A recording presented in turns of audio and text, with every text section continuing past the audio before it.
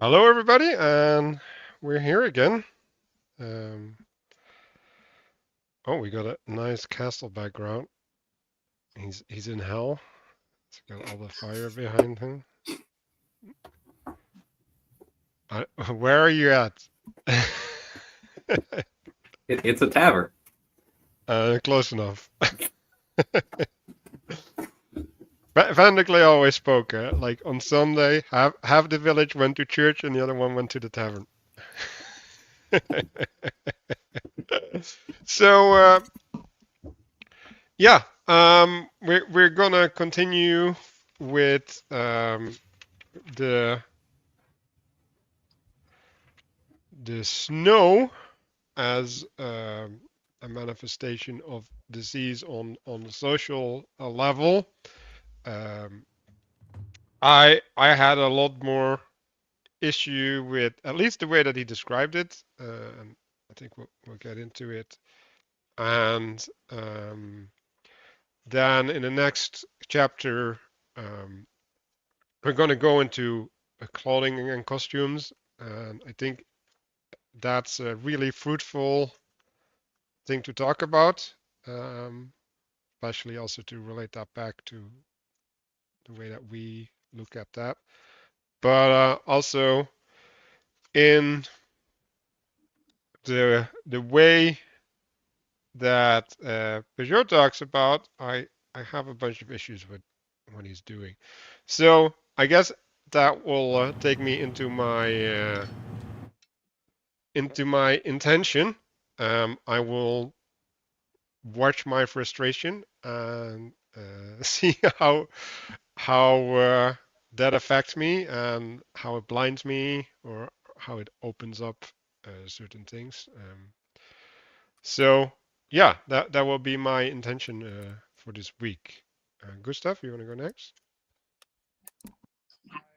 Intention in general for the last week or so has been to work on a personal theme, so engage with that, with which is betrayal, and seeing how that works.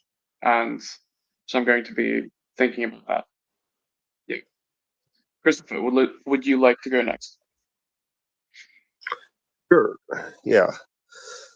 My intention here I've set as artificially integrated because there's I don't know, a big problem in I would say the modern era of focusing on what's natural versus artificial versus what's integrated versus disintegrated.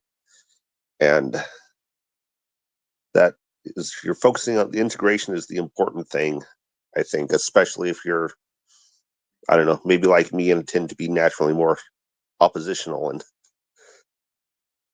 try to do things that way. So, Castle. Sure. So my intention, I just have it here as piety appreciator. So we're going to talk a little bit to Gustav's intention there, also the thing of betrayal, but also there's attempts of usurpation, these sorts of things. I'll kind of be looking through a little bit of a frame of piety and purity are etymologically linked, and there is this bit about actually maintaining the integrity of a space and of a hierarchy by being pious or being pure to the principle. There are consequences to pointing out, like Mark has said before, you get more of what you give attention to. And so if you go and you start pointing out that the leader of your company, for example, is making all these mistakes, you're going to wind up spreading that information, and maybe you're not going to get more of that behavior per se, although you might, but you'll probably get whatever the negative effects are of that behavior, and the more people know about it, the more damage that's going to do it as you continue to spread it. So that'll be a little bit of the frame I'm in, and I think that will also carry over when we do clothing and costumes. There's a bit of talking about spies and subversion there, which I think carries over in this second half of this chapter we're starting on. Danny, will you please go? Yeah, so When I was thinking about the clothing chapter, I thought, okay, well, this is simple. Clothing's obviously symbolic, and I think the insight that I had that made this appeal to me or interesting to me was when you get dressed in the morning, that itself is a ritual, and it's an opportunity to reaffirm what your purpose is for the day, right? So even to accept the symbolism of clothing, whether you're signaling the rebellion of, a punk like outfit or a suit, in the process of accepting that and the way that in which we assign meaning to those things, I thought like like in the morning, like when you get dressed, that's a good opportunity to use that kind of as a mantra. So that's kind of like where my mind was in interpreting that chapter. I don't really know exactly what to say about a frame of reference, but that was sort of the primary insight, I guess, that I was thinking of. So that's, I guess, what's on my mind with respect to the clothing bit. Mark? Sure. Yeah. I mean, my intent is still the same. I think, from my perspective, intent gets harder because this stuff gets wrapped up in so many other things. And so as we go on, right, there's more and more things, there's more and more possibility to miss relationships, especially when you're talking about something like clothing and costumes. Like you're talking about something that affects so many other things in so many other ways, right? And so my intent is just to kind of see what it will say important things in the moment others might be missing and exemplify them. The clothing thing is just going to be complete madness from my perspective, and we'll see. I mean, maybe we can just buzz through it, but I get the feeling that we're going to get that there's a lot more there than people suspect. So, yeah, I think we're done. Back to you, Manuel. There, you say. Mm-hmm. Yeah. Well, so we're going into this story of Miriam, unless people want to bring up stuff from last week. That's always a good thing to do.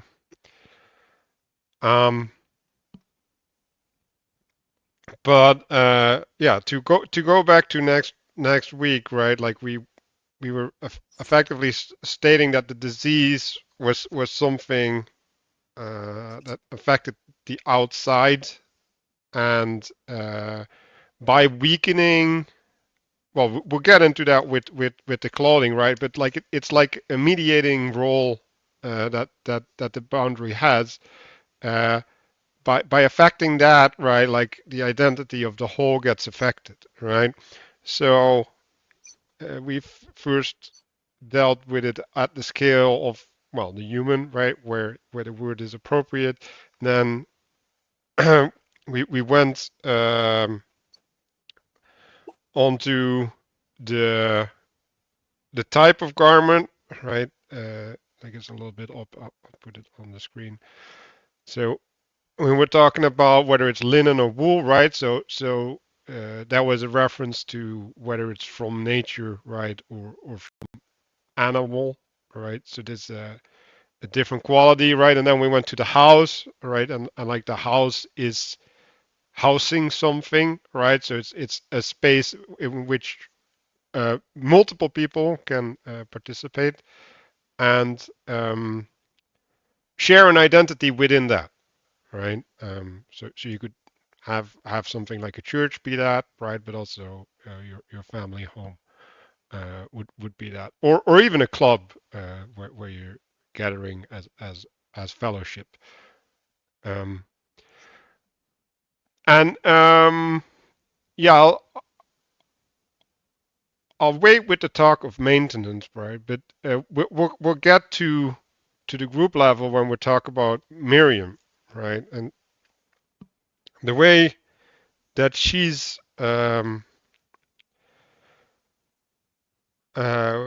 challenging the identity or something, right? Is she's challenging the rightfulness of Moses to be the head, and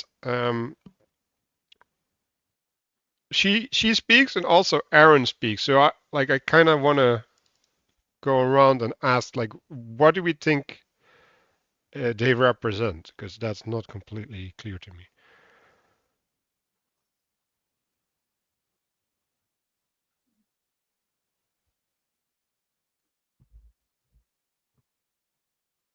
Because Aaron was supposed to be the voice of Moses, right? So in some sense, that seems clear in the sense that the voice is acting out the will or something, right? So it's like it's a bodily quality as opposed to one of the mind.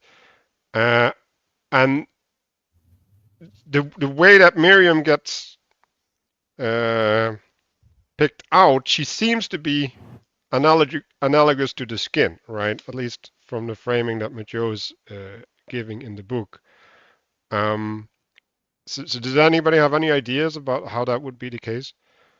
Well, I see a little bit of the parallel with you have maybe Miriam as earth and Aaron as heaven or as breath because he's the speaker.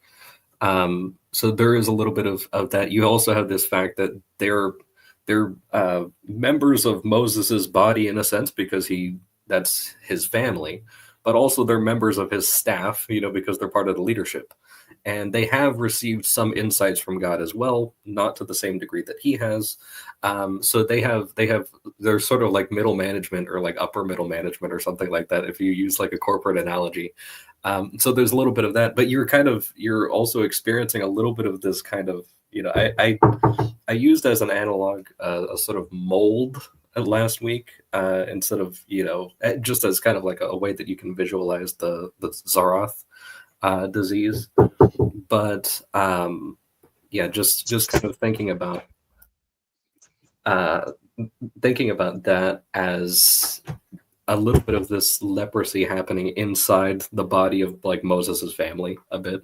You're kind of seeing this thing where people this actually came up for me the other day, this thing of like people speaking out of the abundance of their hearts, that it's like, you talk about the Sarath being deeper than the skin, so you have a little bit of this kind of like it's coming up to the surface. You can kind of see it in there a little bit. So their words are giving away the inside of themselves, and that's indicating maybe a future action.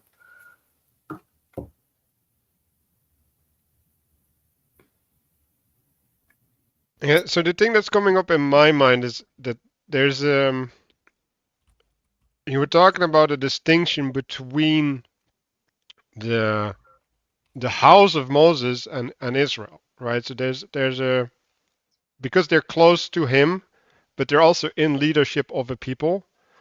Those two roles might be in some sort of conflict, right? And maybe the thing that's supposed to happen inside of the house is now happening in public, like we've been talking about doing things in public that should have been done in private a lot over the last couple of months. I don't know if we touched on it in the book club, but there's this thing, right? Like, okay, like uh,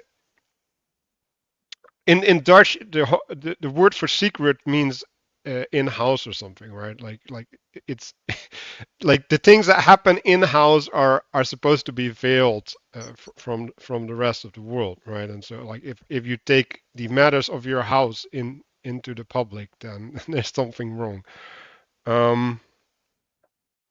You think of like, a lot of times people will wind up exposing their kids to like the household finances or something like that, or it's just like if they're 5 years old, that's not relevant to them, and it's actually going to cause damage because you're introducing unnecessary complexity that they're not capable of integrating.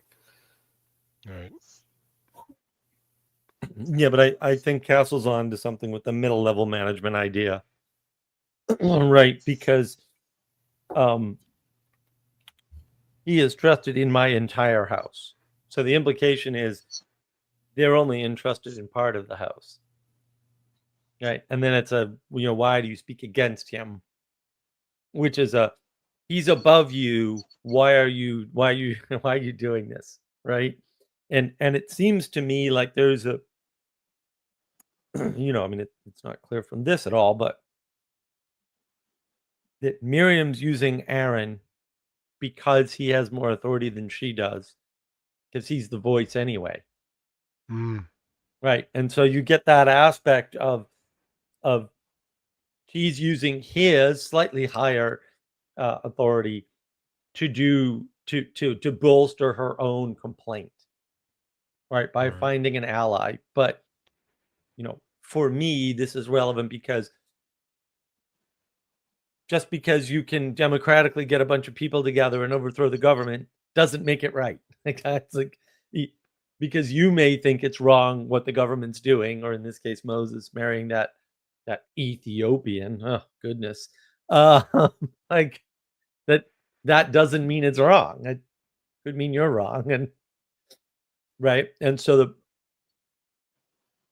that aspect is at least hinted at in here, right? And again, it's,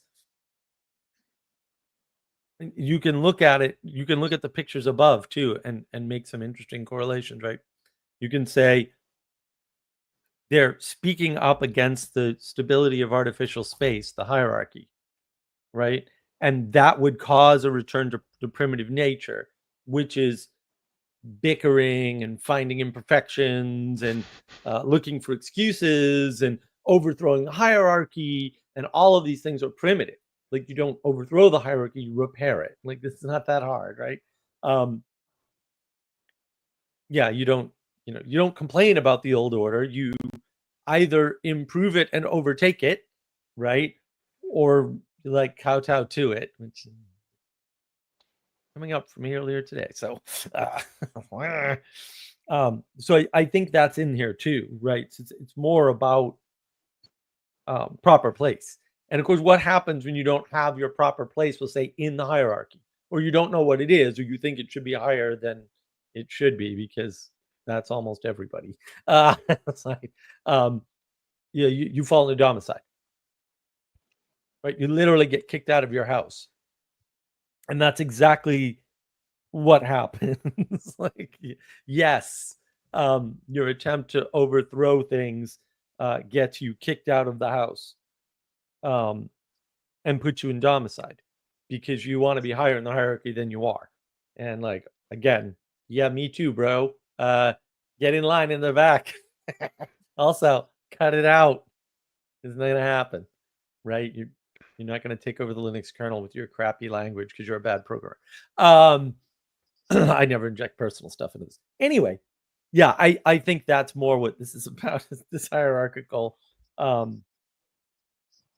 this trying to overthrow the hierarchy through democracy, roughly speaking, right? And trying to manipulate the hierarchy below the top to overthrow the top, or the head, however you want to see it, and the dangers of that, and how it is related to home.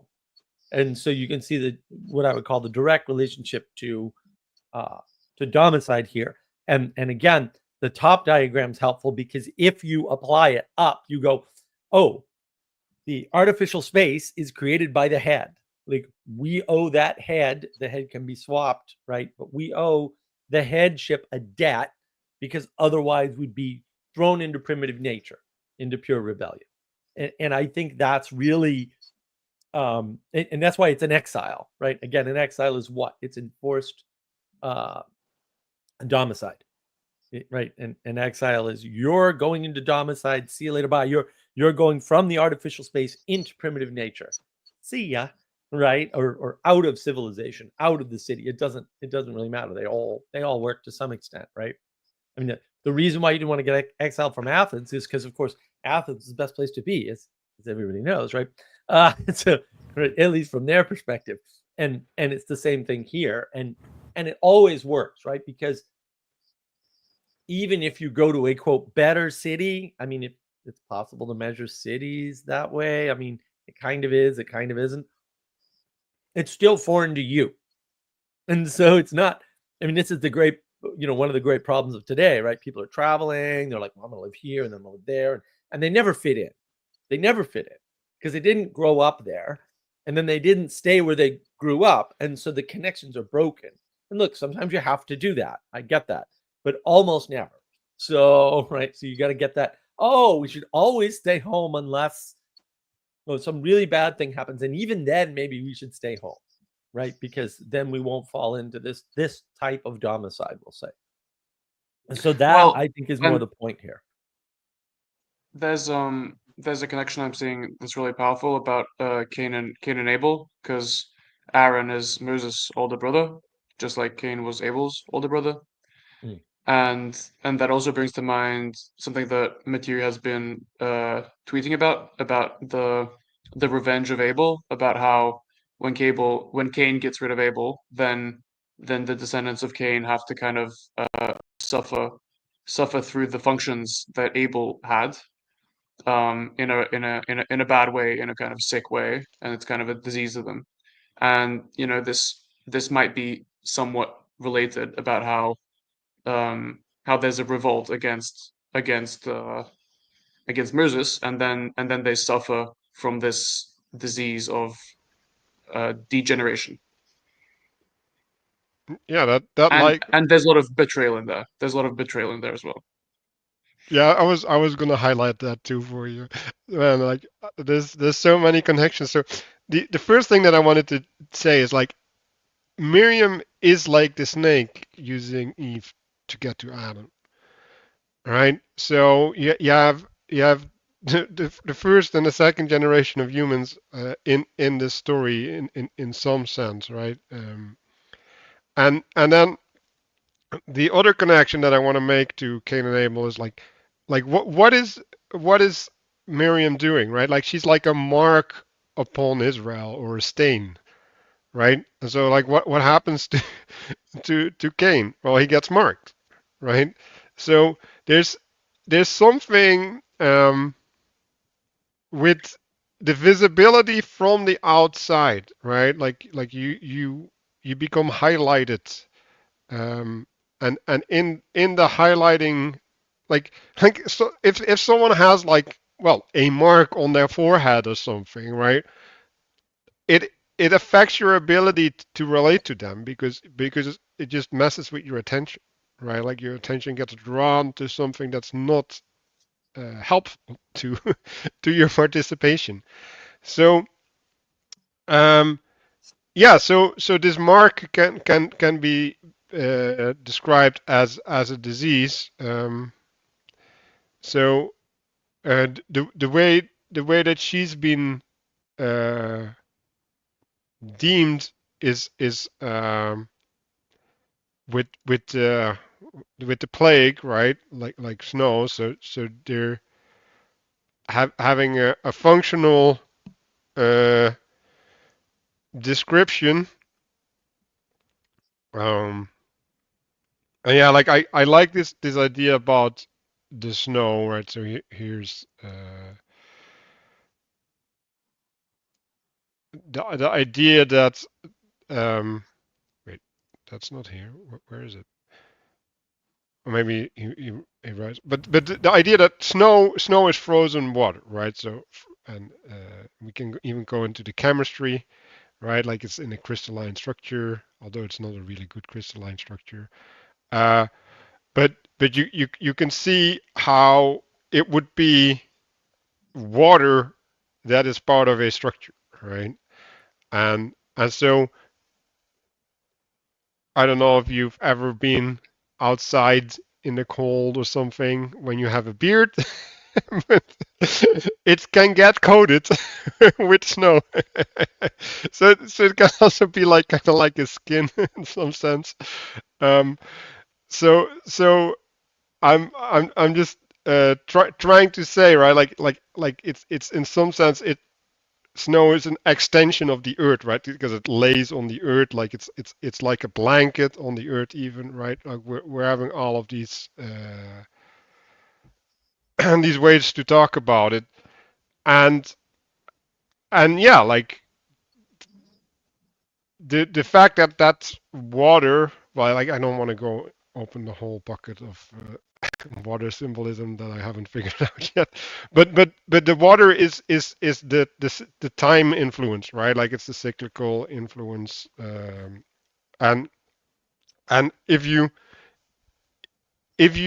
remove snow from somewhere, it can go and thaw out and flow back into the earth where it belongs, right? So I think that's also kind of what the exile is playing with. If I could just add, I guess, onto the snow thing and this, you were talking about stains. I was just kind of thinking of a few things. You've got the fact that when you have like a stained white garment or something like that, you use bleach to kind of restore it, or you take things like if you have somebody that is told don't touch the hot stove, and then they touch the hot stove, and then now their hand is peeling and all these things, that you have to cover it with white bandages, and then the hand essentially goes into exile, for a while, like it can't function properly. So there's a little bit of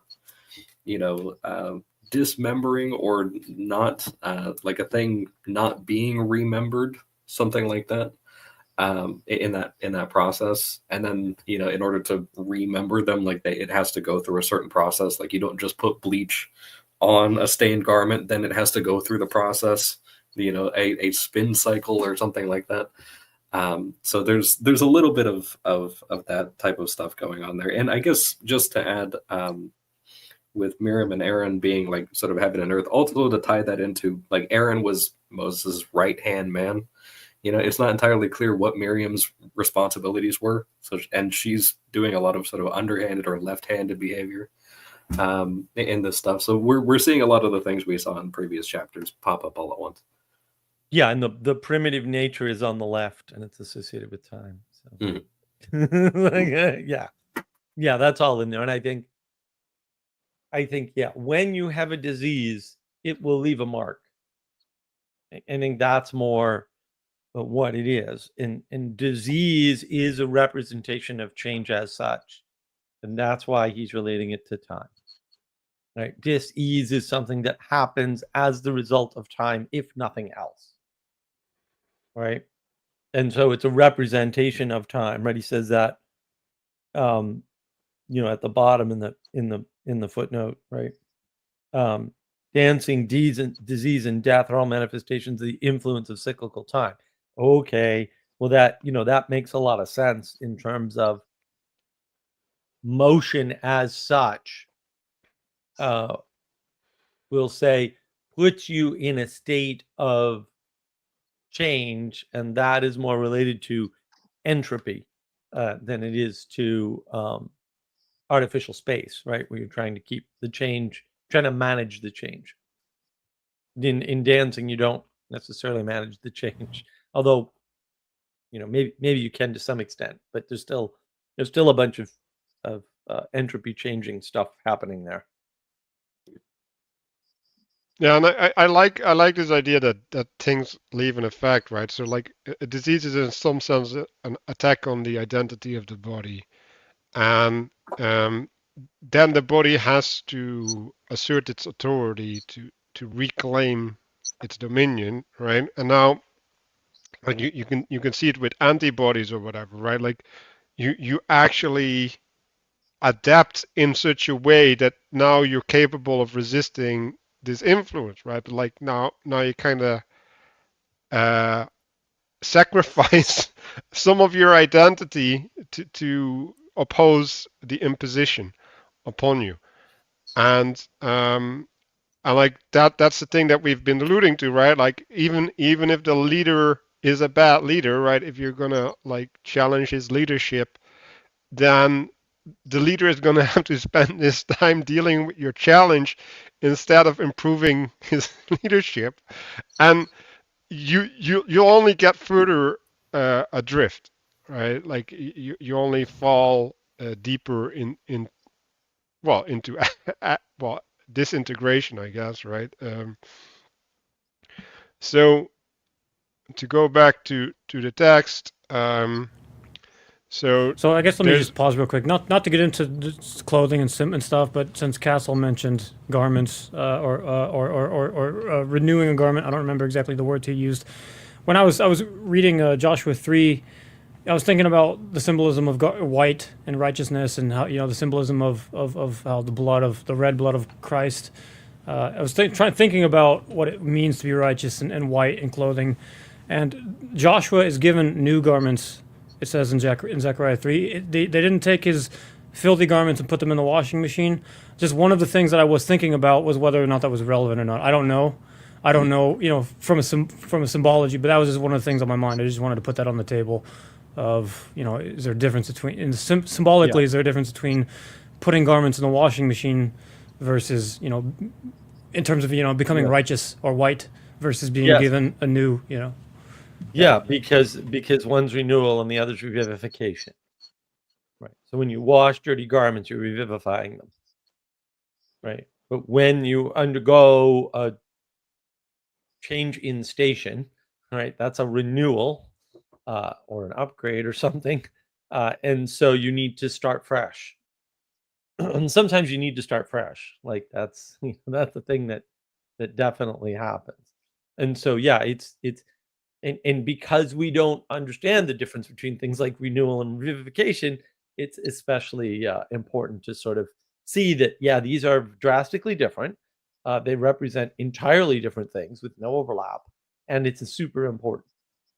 And this is part of, again, like one of the things you should get out of this, hopefully, and maybe not completely or sufficiently or anything, but you should get out of this better discernment. And you can sort of tell who's, we'll say, read this book correctly and who hasn't, to whether or not they have good discernment, right? So if you're mixing things up in stories, or you say something like, well, getting a new garment is the same as just washing it, then obviously you got nothing out of this book and probably need to do something a little easier for you, right? Because you're going to ruin the world. Don't do that, right? And that's part of the problem, is that it's very easy to not ever get the discernment that you need and then make bad connections symbolically in the book, and then you're just doing terrible symbolism and wrecking the world. And that may have been something that I've seen around this book in particular, but now's not the time. So Yeah, no, that's the danger with symbolism, right? Like if you don't apply it correctly, because like I was talking with Gustav actually yesterday about the passing of garments, right? So that Daniel was talking about this idea that garments are given from heaven, and we were talking about Elijah and what was it, Gustav? Elisha. Elisha, okay. Just, and he went up into heaven, and while he went up, his garment slipped down. So there was like the coming together of the garments being given from heaven and from man at the same time. But there's something there, right? Like put your big boy pants on, right? like that's being given a garment, right? It's like, okay, like now it's time to be a man, right? Like you got new clothing, and like you have to shed your old skin, your old identity, and you have to assume this maturity, right? So like that's kind of what, like, there's maturity and then there's specialization, and both require a type of garment. So that makes me think. Now I'm thinking about this renewing garment, or secondhand type of garment sort of thing, that maybe it's not necessary for the identity of the person who was wearing it, but maybe it does serve a purpose. So with the case of Elijah's garment, coming off of as he gets yanked up, that Elisha is able to like bless people with that and perform miracles with that garment, and like he specifically asks for that garment even so that he can continue doing holy. Like he asked him for like part of his garment or something like that before Elijah gets He asked for the spirit, I think, right? And he gives him the garment instead, or something like that. No, well, like we can get into it, but what he says is, you will receive my spirit if you see me go up into heaven, right? So there's a connection to the seeing of the ascension, right? And with the seeing of the ascension, he also sees the garment. But there's multiple things going on at the same time at that point. Like, it's really complex. You definitely get the sort of ascending and descending, sort of alternating movement happening there.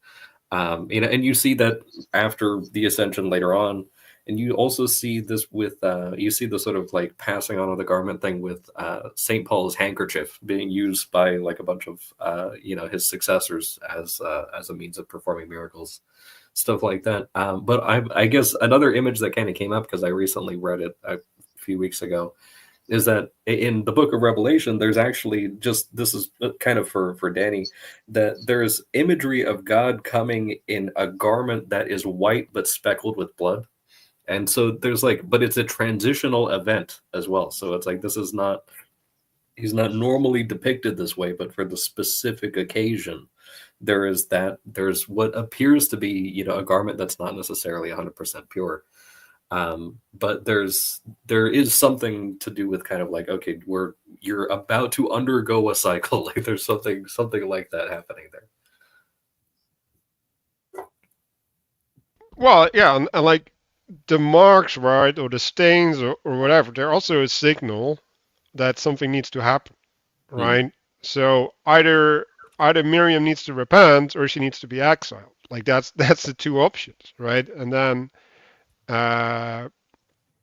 yeah, like if you're not willing to adopt or cohere to the authority within the space that or the body that you're a part of, then you're gonna have to be exiled. Like, what other option is there, right? Like we've been talking about tolerance, right?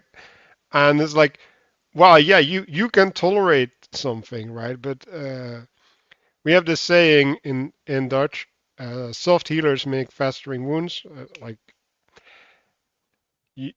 if you're too soft on things, they will get out of hand, and then you can't handle them anymore, right? And then like sometimes you just have to exile, right? And then we get to Aaron, right? He's like, well, don't be so hard. So he's in some sense he's taking a mediating role there, but also really like feminine caring quality he's adopting there, and he's relating it to stillbirth, right? Which in some sense would be like not receiving the breath from the mother, right? So you're disconnected to the life-giving principle, and you only have the flesh, right? Like that which can house the spirit, but you don't have the spirit itself. And It's interesting about the repentance bit because Miriam, at least not recorded, Miriam doesn't seem to repent. That it's Aaron who winds up, because it was Miriam who spoke in the first place. It's not even clear that Aaron was agreeing with her. It was just that Miriam was using him as a lever essentially to try to do these things. But he says, "Please don't lay sin upon us," and so, but it's interesting because it's not entirely clear that it even says right before that the anger of the Lord burned against him and he departed, right? So it's like he left, and then Aaron goes and like starts calling him back and says, "Hey, don't lay sin upon us." He actually winds up where Miriam was joining herself to him for the purpose of using him as a lever. Aaron is joining himself to her as a means of kind of repairing the hierarchy laterally. That's a good point. This is also, I think this is also a little bit like, Moses goes up, to receives the law from God. While he's up there, the people build the calves, whatever. And then God says, Moses, okay, these people are sinning against me. I'm going to wipe them all out and start over with you. And Moses says, no, don't bring these people out here just to have everybody see them die, And so he intercedes for the people from God, and then goes down there and deals with that situation. So yeah, that now you're seeing it one level down. That Moses was doing that on behalf of Aaron, and then by extension everyone else. And then Aaron, it's also not clear when he says don't lay sin upon us, not necessarily just Aaron and Miriam, also everyone below Moses, so it's like there is that same move is happening. That's a good catch.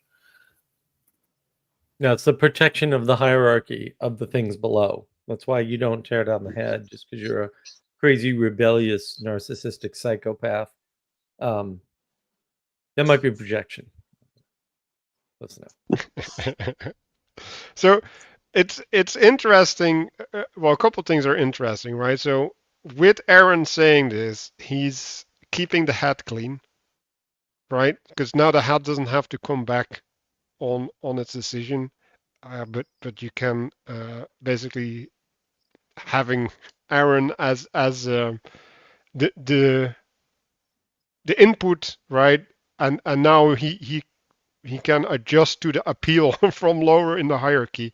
So that's one thing. The other thing is interesting is that the one who responds is God, right? And like the way that he responds is with like a full-on recreation, right? You're just gonna have to go through the whole week, and then after you've been reformed, then you can go back in, right? So this is like not so much repentance, but just I don't know, like growing out of it or something.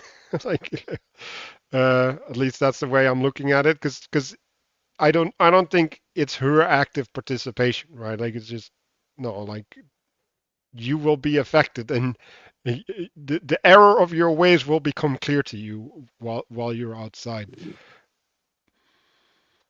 It's a form of recreation or something in her, right? Well, and Well, it's like a the mini death and willingness, resurrection. So yeah, and the willingness of the person above to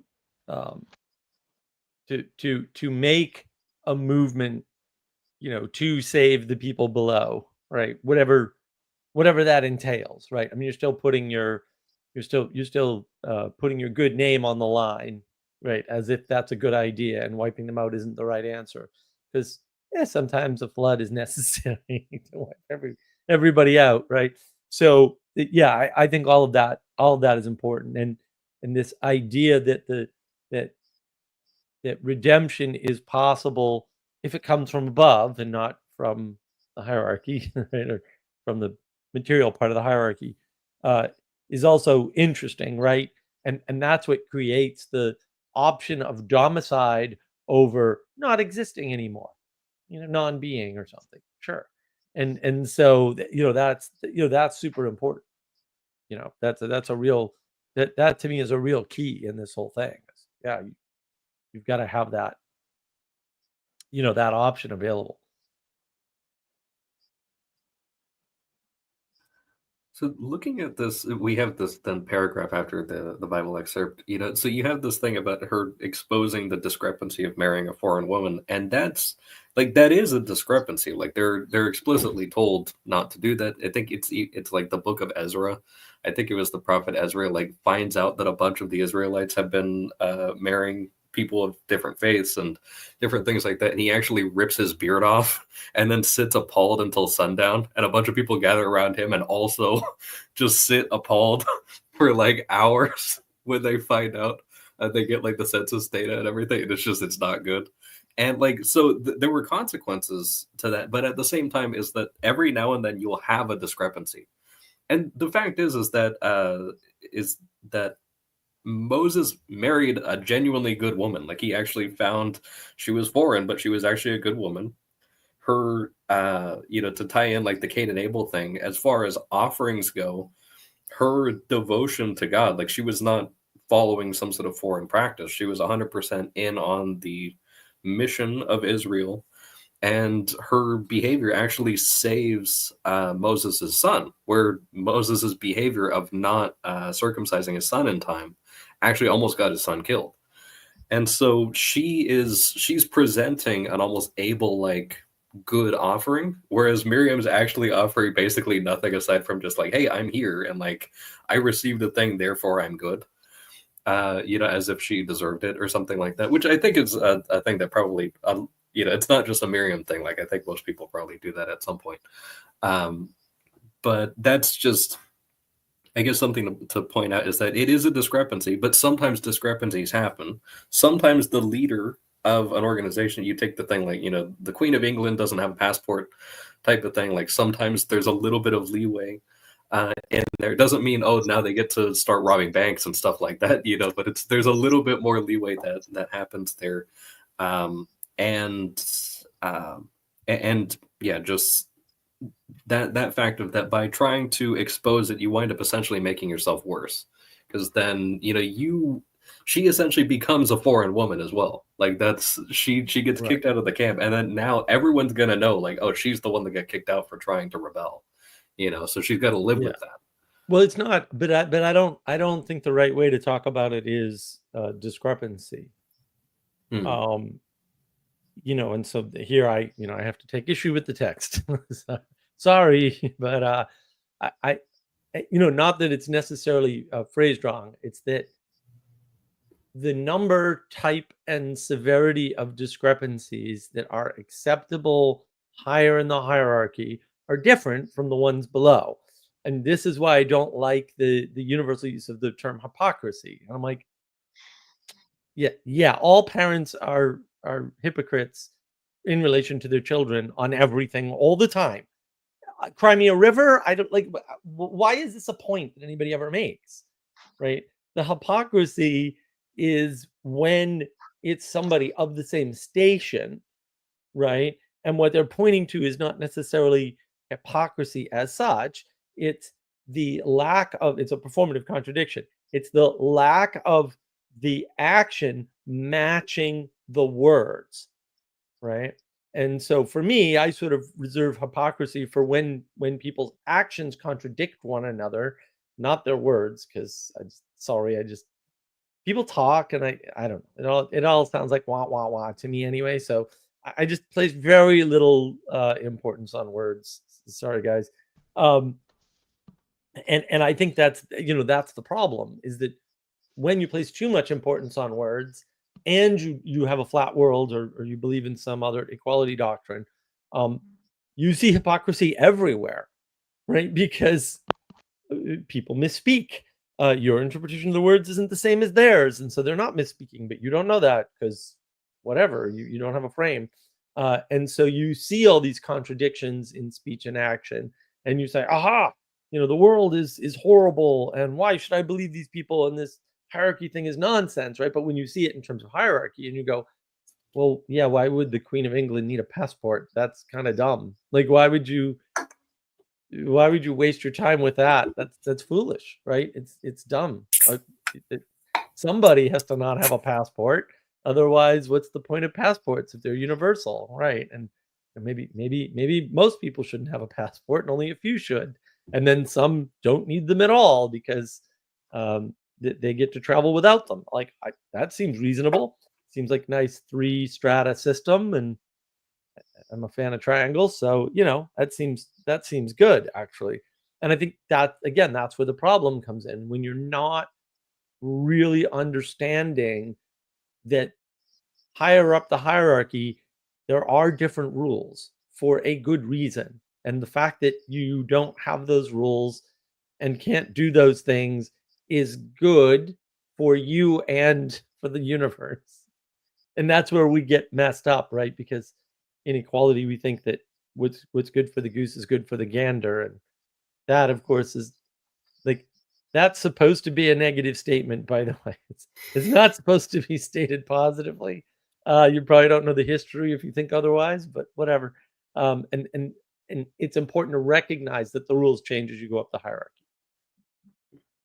I think just a random example that kind of comes up is, you think a lot of times, again, in a corporate environment, something like that, it's very bad for people to be drinking alcohol while they're on the job, right? I mean, that's just most of the people well into upper middle management, that's going to be a really bad idea. But at the same time, if the CEO is going around schmoozing with other businesses, and his business is going to dinner and having drinks with other people and selling his company, then it might actually be necessary for him to be drinking alcohol on the job in order to kind of get a mutual understanding with the other bosses of these other companies. And that's fine. It doesn't mean that it's good that he should be an alcoholic, but at the same time, like, if he's doing this at 5 p.m. and he has flexible hours, like, strictly speaking, he's drinking during working hours, and you couldn't apply that lower down the hierarchy. Yeah, so I looked up a little, and it's the feigning of virtue, right? So, like, there's the ability to hold virtue high, right? Because basically God said so. And then there's you living up to that virtue, right? And like if you admit your sin, right, you're not a hypocrite in if you preach to other people to be better, right? Like you're only a hypocrite if you're saying, no, I'm not gonna be trying to be better, but I expect that of these other people, right? So there's if you add in the authority aspect, right, the thing to appeal to, then you can kind of circumvent the issue of personal authority. Because if you start going to something that's more of taste, right, something that's more a matter of opinion, then you kind of gonna have to start appealing to your own authority, right? And if we're in the individualist framework, right, like or in the relativist framework, right, everything is a matter of your own authority, right? So then hypocrisy becomes like a tainted word as a consequence. Um. So, oh yeah, I wanted to say, so the second sign that we're talking about So in again, I hate to get into, I hate to reference clothing again, but another thing, I know I'm jumping ahead, but another thing, because I was in my head, I was thinking about having this conversation, making the case for, why clothes matter, and I was thinking like, the about like the garb that like an Orthodox priest would wear, and when you're a leader and all eyes are on you, what that signals versus if you're wearing ripped jeans. Like what's the consequence of a Protestant preacher who's wearing ripped jeans and a T-shirt, or in the corporate environment, like why does it matter at all that the CEOs are wearing T-shirts? Like what consequence does it have if the leaders of things are wearing casual clothing? And I thought like perhaps maybe at well, I don't know about at best, but like it could, if you're signaling rebellion or something like that, maybe that could trickle down the hierarchy. I don't know exactly what I can't make the case, but that's just something I was thinking about. I just wanted to put that theme on the table. I think it's connected to modesty, right? So, and also humility. Like just it is a humble thing for a queen to dress in queenly garb. But if she goes around walking around in jeans and a T-shirt, like that would be improper because she's collapsing the hierarchy, trying to be, just one of I'm just one of you. And it's just like, no, they need you to be in that spot. Like that provides stability for all the other people.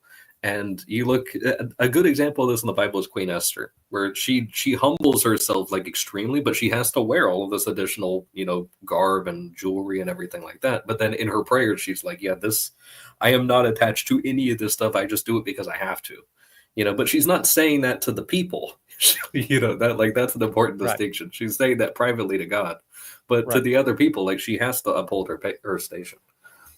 Right. And that relationship of basically not revealing all to everyone is important. Like that's what makes the hierarchy. Like the idea of what people would call forbidden knowledge is required. It's all the way in Plato's Republic. This isn't new, right? Like, no, you need that. It's not optional. You can't know everything anyway. But it's not just how you present. It's also your ability to protect other people. Because if you're just a ragamuffin on the street, CEO or not, you can't be there for the workers because you've given up your authority by denigrating your dress. And that's why it doesn't work. And it reliably doesn't work. That's the interesting thing to me is like, I don't know where you're looking to see how this doesn't work, but my goodness, it absolutely does not work. Right? That's why you need those signals of no, this person gets addressed differently, right? Because they're dressed differently. Dressed. Interesting, right? And so it's like, oh, this is how you interface with them, right? Because this is their station. And you can say, well, yeah, but anybody can dress any way they want. Well, no, they actually can't. There are a few people that seem to be able to get away with deception in clothing, but it's not most people who actually can't. Like I've seen people try to wear suits who have never, they've tried it many times, but you can just tell, like, you're not a suit person. Like, sorry, right? And it's obvious. And if you can't, that, you know, fine and fair. This is equality doctrine destroying your ability to discern.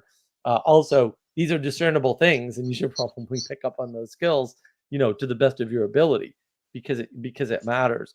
But I think it's important to understand the role of exposing in this chapter, and then the clothing will make much more sense, right? I think of like you know, you can look at this with like buildings, for example, because we're about to talk more about clothes, but we're talking about the Sarath also affecting, you know, the structural integrity of buildings and the walls and stuff like that, and how there's a certain level of transparency involved. So, you know, like it's not a suitable living place if you're able to like see through the wall and see that like the decay is kind of going through it.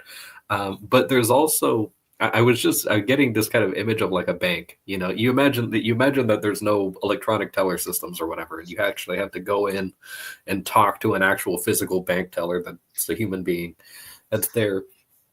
And but you know, you only get to see so much. Like it's all very veiled and everything. You only get access to your own account after presenting a significant amount of information. You have to kind of unclothe, in a sense, yourself to identify, and then they let you see a very limited amount of things only pertaining to yourself.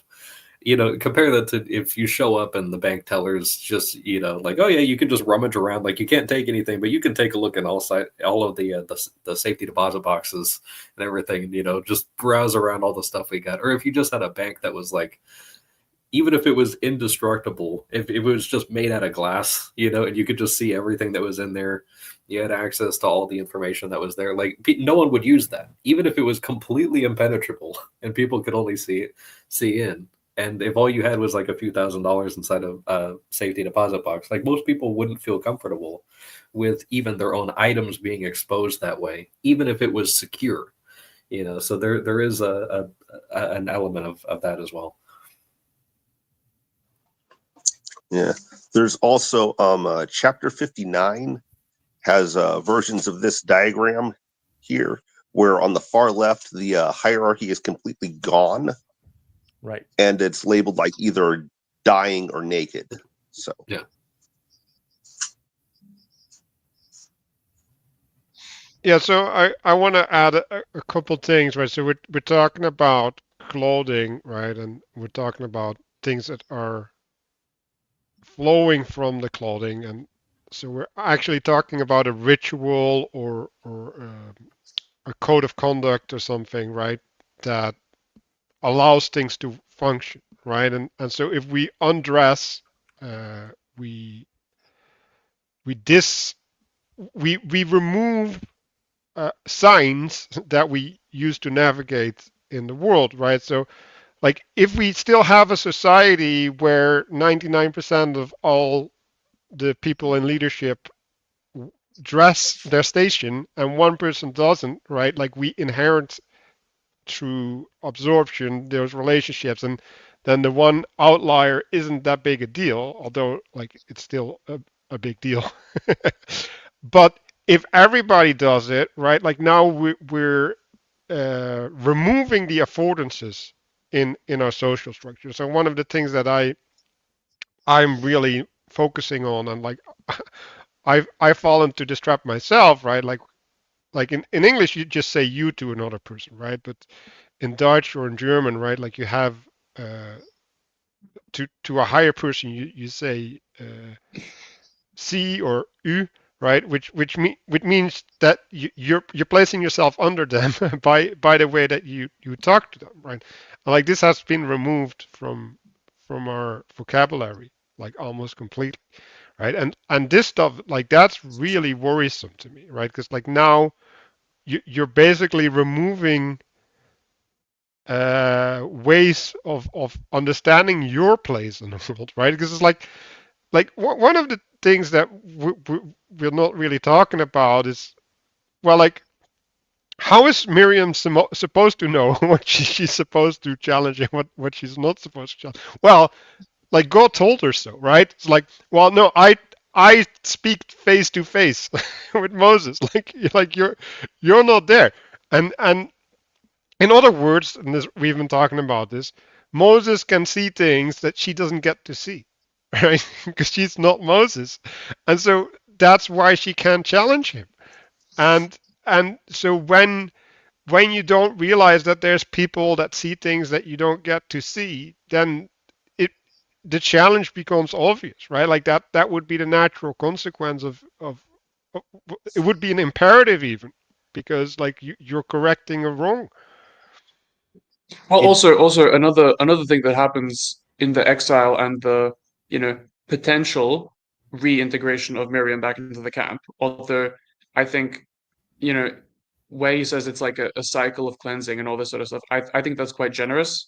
I think honestly that exiled is just like you abandon her to death, and like if she dies, that's her own, that's the wages of her actions.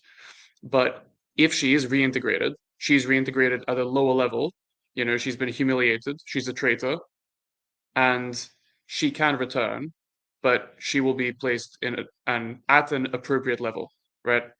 And to do with betrayal, when you're betrayed, get rid of someone, and then maybe they can come back into your life, but at an appropriate level. Yeah, exactly. Exile is not a guarantee that you will be revivified. It's just a change of state that could have any number of consequences. Yeah, and if you don't exile, then you're subject to death yourself. That's right. No, that's a really good point, right? Like you, if you're not willing to make the small sacrifice, the large sacrifice will be brought unto you. You're right. Yeah, that's a key message in there for sure. Yeah, I really like that, Gustav. Like I think even the movement to exile is necessary to reintegrate at the lower station, because like we're saying, like it's a stain, right? Like the stain needs to be removed. You can't just turn your shirt inside out or something. It's like Yeah, it's interesting. You have, because it may have been, I'm not actually completely remembering, it may have been that she might have even gotten her previous role, but there's which would have been an extreme mercy, because at that point, like you said, like she could have just died out in the wilderness. But there's this thing of like abasement versus debasement. And so, like you can abase yourself or be abased and then remain in your same spot, that you can suffer the humiliation and then go back to exactly the same thing, versus being debased, which is actually like demotion or something like that. So either of those things might have happened, but there is kind of an important bit, especially with the repentance bit that Manuel brought up, that you can suffer the abasement while not being debased at the same time, if you kind of get out. Not like it's a procedural thing or anything like that, but if your response in the relationship is to do that first, then there's a better chance of restoration, as opposed to just being kind of like put back in somewhere else at a different slot and then somebody else taking your place. But I realized something here that I guess I just didn't even notice before, is that she's not just squishing the hierarchy and smashing it down at Moses. She's bringing God all the way down as well, because she's saying, as though that's how it works, that if she can take Moses' spot, or if she and Aaron can both take Moses' spot, or at least they can all be on the same level, that, naturally God is just going to, if we're occupying the same position, then God's just going to treat us all exactly the same. It's just like, wait a second, he established the hierarchy here. Like, he picked who was going to be where, and you're not treating it like a relationship, you're treating it like a vending machine. So I looked up her name a little bit, and it's translated as Star of the Sea. So yeah, that kind of says it all. She's also people call her name Rebellion. Like her name is also translated as Rebellion. So Well, interesting. Miriam is just Mary. That's what it is. It's Mary. Yeah. One of Mary's titles is Star of the Sea, but she does it correctly. Like, there's literally a ton of sailors and like naval guys that they carry medals and stuff. Like, even all those Deadliest Catch guys, like they literally invoke Mary, Star of the Sea. But it's that she never overturned the hierarchy, but she had the same position. Okay. So I don't really know. I don't understand really the Miriam's position, but I guess one thing I wanted to mention was like the pattern of like Moses was a Jewish slave and rose to power. Daniel was a foreign prophet brought under subjugation of Nebuchadnezzar and climbed up the ranks. Joseph also was an outcast that was sold by his own family into Pharaoh. You know, so let's just I don't know what the significance of this is, but I don't know if there's anything to the way in which these stories, you know, the pattern in these stories and the way in which these people became established in their position. I don't know if that is relevant at all to some of these other characters that I don't like Miriam, in the way in which they relate to them. I just wanted to bring those stories up because there seems to be a pattern, you know, in them. But there isn't a pattern with those stories. Like you got to understand that Moses was elevated as the result of his actions and courage. But that's at the beginning, right? And to the extent that Joseph was an outcast, like all he did was get back his previous station, right? I mean, Well, he was a Jew, and you know, and it was an Egyptian culture, right? Same thing with Daniel, right? He was, I think, Jewish or something. But that's not a story of being outcast. That's a story of being sold by your brothers into slavery. That's not casting anybody out. Right? They're trying to get rid of him, right? Because they want to be worthy of inheritance. And it's just that he's so stable and always the same and was always worthy of inheritance that he maintains that despite what most of us would fall into, which is the quest for vengeance or a false sense of justice. I mean, that story in particular is about justice and the proper application of justice in the face of what seems like an overwhelming injustice. It doesn't have anything to do with being outcast at all, and that's the problem. Like, also, Joseph never sees himself that way, and see, this is where people get lost. They're like, "Oh, I'm an outcast." Cannot be true. If you think and you sense you're the outcast, you're definitely not. 100%. That can't be true automatically, right? Because in order to notice that, you would have to have the position of the not outcast, right? And so you're casting yourself out.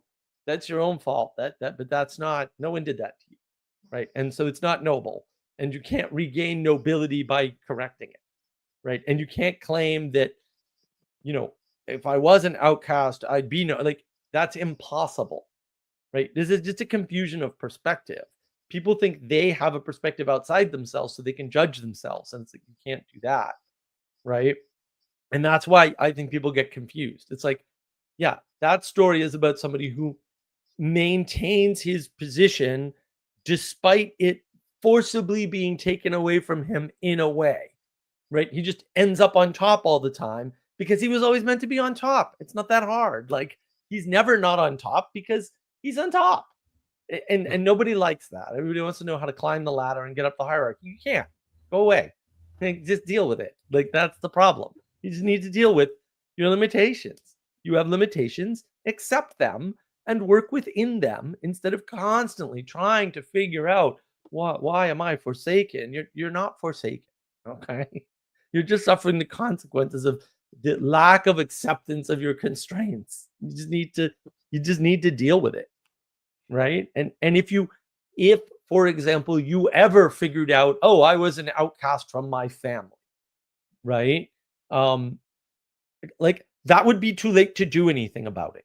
Okay. So don't worry about it. Just like, and like a true outcast is a scapegoat. But it can be, yeah. I think you can see this pretty well in like, you know, the story of King David, that it's like he's ordained king as a very young man, but also there's already a king, right? And so it's just like there's this constant kind of going back and forth, and then there's the war between the kings, then there's him going with the foreign guys, and the foreign guys are fighting the existing king while he pretends to fight the Israelites, you know, and it's like there's all these things going on, but ultimately he's still King David the entire time. He's not sitting on a throne, but the position is still his. Like, it's been ordained. and everything. And the same thing with these guys like Joseph and Moses and everything like that. That maybe, and they would not attribute to themselves like, oh, I earned this or something like that, because ultimately at some point, like they all made some sort of mistake that would have justified them losing their position in some sort of way. But you get the guys like King David, for example. He winds up making a mistake that results in exile temporarily and the loss of his multiple children.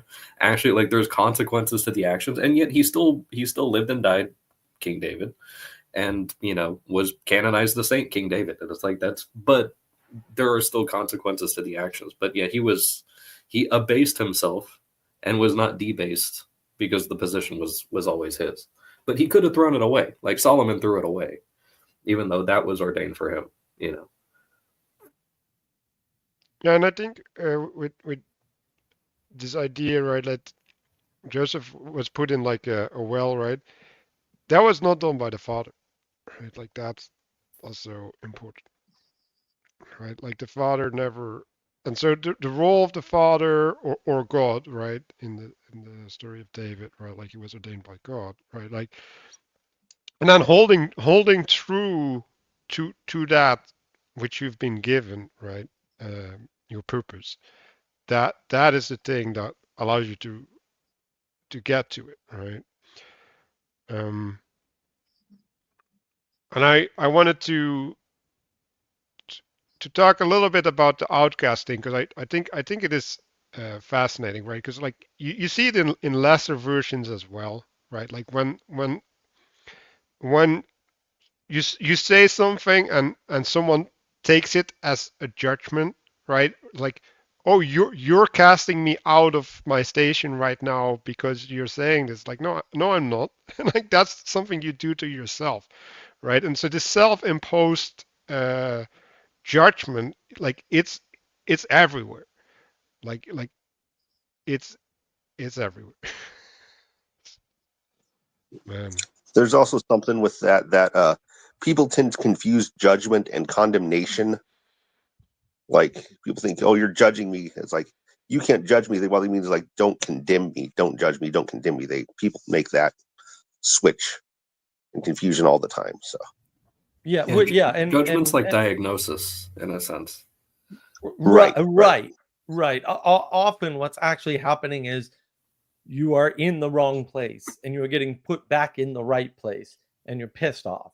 And it's like, yeah, but you were in the wrong place, right? Like if you were capable of doing the thing, somebody wouldn't have to have put you there. You could have like already been there. And so sometimes when somebody, like when you get a demotion at work, so sometimes that's because you can't do the job that you're trying to do, right? And that's the problem. Like it should be apparent. Like you shouldn't have to take over someone's job, right? You should be able to just do their job better than them. And if you can't do that, then maybe that's because you can't do that. And the fact that somebody thought you could, or that they elevated you to that, might have been a mistake that needs to be corrected. And you just didn't recognize that. And how would you? Like we all think we're 10 times better than we actually are, you know. We all somehow think that Rust is better in the Linux kernel than C, even though that can't be true. And we can't make a technical argument for why it would be. That might be a hint. So, I mean, there's all these little things, though. I mean, this happens to people like all the time. They're given these roles that they can't fulfill. Maybe they become vice president when they have an IQ of 78 or something, and it just doesn't work. Like, yeah, it doesn't work, right? Like, I mean, these things happen all the time because unlike the world we read about, which is usually, we'll say, ideal conditions, right? Because it's either ideal conditions and things are going well, or ideal conditions and what happens when they go wrong and how they get corrected, right? But almost all the time you're living in the correction. So, you don't recognize that, but you're just living in the correction. You're living in the turmoil of the fact that things aren't perfect, and we're constantly trying to figure out how to make them better. And it's just that over and over and over again.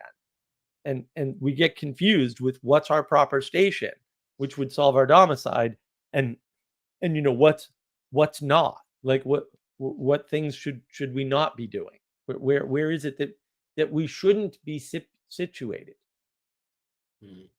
Yeah, and that goes into improper mediation. Um, and like I think this is where our clothing, right? Like in some sense, we're putting on clothing that doesn't fit us or something, right? So we're trying to form ourselves through the clothing as opposed to become the thing and then just put on the clothing that's there, right? So there's a and I think imposter syndrome is that, right? Like you just get this coat and it's like it's way too big. Like I don't fit in this coat. Well, that means you haven't grown to be the person you need to be to fill that yeah that coat, I guess. Yeah, I like this bit that you mentioned about kind of like the rectification or the living in the correction that a lot of times things just wind up, something isn't happening to you. You're not being outcast. You're just being kind of set back in order. I heard someone was kind of examining the word deportation, and he was saying actually what normally happens when people use that word is repatriation. Because if I show up in Japan and start living there, and then people send me back to the U.S., they didn't deport me. They repatriated me. If Japan invades Pennsylvania and then kicks me out of my house and I have to go to Canada, that's deportation. Right. So that, but it's all about where your actual like where your original rightful station was. But if I just go to another place and they eventually kick me out, I'm just being repatriated. Well, and that's the middle out thinking right there, right? If we start from where they are now and say that's their home, then kicking them out of their home is always deportation. But to your point, no, that's repatriation. You came from somewhere to here, and we're sending you back, and that's always the right thing to do. But you can see, to my earlier example, that's exactly it. Like, why would you think that way about it? Why are you thinking about the world backwards? Because that's actually backwards to think it's deportation. It's not. It's repatriation. You're sending them back to where they belong, right? And that's because they didn't go through the proper procedure to integrate properly. And you can make all sorts of great arguments to, well, if they got here and they established a life here and they've integrated, then maybe we shouldn't repatriate them. Sure. But you have to make those cases. You can't take them for granted. And that's what we're doing. And that's partly because we're not paying attention to the history. Like we're ignoring time on purpose. And that to me is like fantastically dangerous. I want to put this out a little bit because this is the same thing, right? So like they were in the garden, right? Their rightful place, and then they go out of the garden and then they need garments, right? So they get like a housing that they carry along with them. And we were talking about, well, all these people that just keep moving from place to place to place. Like, what do they have? Well, they have McDonald's everywhere, right? They have whatever, like Amazon everywhere, right? So we created a world wherein there's a type of being rooted that is universally accessible, right? And then we confuse that type of routing as home, right? But like that's just what people who live in domicile consider home, right? And because they don't have a better quality of discernment, right? Like how's this different than a refugee, right? Like that or even a fortune seeker, right? Like okay, like they entered here, they dressed themselves like us and therefore they're us. It's like, well, no, you have to become, you have to worship the same God in order to become part.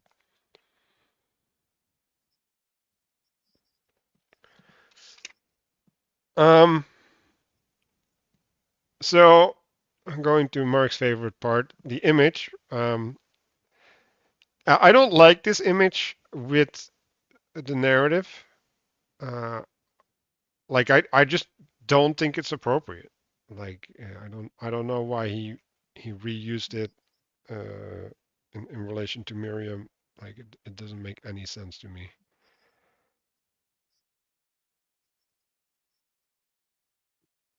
Well, I think. I mean, yeah. To me, it's pretty clear, right? Exposing Moses takes the stable structure with the waters below, and places it in doubt. Right, and there's two nodes and there's two people, incidentally, and they're further down the hierarchy than the head, and they're near the waters, right, because they're stirring up trouble, rebelling, or however you want to say that. And then their the exile from the camp, because only one person gets exiled from the camp, puts everything in question, right? Because the people in the camp don't actually know if they're reintegrating Miriam and at what level, right? And so the waters are higher, closer to all of them, because the waters are always closer when you have fewer people. And maybe that looks a lot like tribalism or something, but and it's certainly related, but it's not tribalism. It's just the fact that the more unknowns you have, the closer the water is. Like the more potential for chaos you have when you don't have a way to keep the waters at bay, which is something you should be familiar with, Manuel. Put your finger in the dike.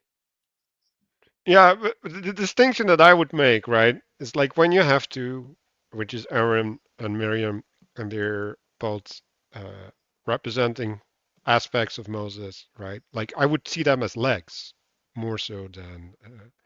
So I would make a horizontal, another horizontal with a vertical, and then one leg falls off, right? Because there's people who follow Miriam, right? They get access through Moses, through Miriam, right? And Well, when that's that not clear. That's not clear to me. Well, when you challenge someone, right, you form two camps. Like, if you do it publicly, but there's no indication that was done either. no, I'm pretty sure that was public. I think we're also seeing in the diagram what could have happened. So, like the way that I'm kind of seeing is when Aaron's prayer happens right as you're about to get the middle diagram, right? And then by kind of doing that, it sort of stems the tide, and then they can kind of go back to the right side of the diagram. If he had not done that, then you probably would have seen Team Miriam running off with her or something like that, and that would have been the left side of the diagram. That's kind of how I'm seeing it. That if it turned into like a big scandal, but if it was just a thing of like, oh, wait a second, like this just happened, I'm gonna apologize to God, and then he says, okay, she has to stay as one of those little question marks on the left thing, she has to stay out there for a week. We'll deal with that, keep everything still under control, no one else has to hear about it, like assuming that's how it went, at least the integrity of the structure goes back to the right side one when she comes back next week.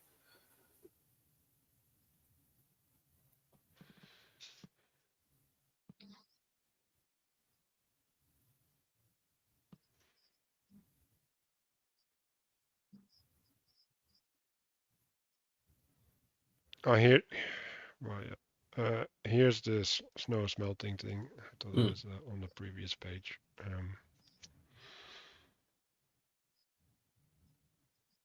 Yeah, and the idea of the cycle being the thing that that determines the repair of the dis-ease, right? Or the return of ease is another way to look at it.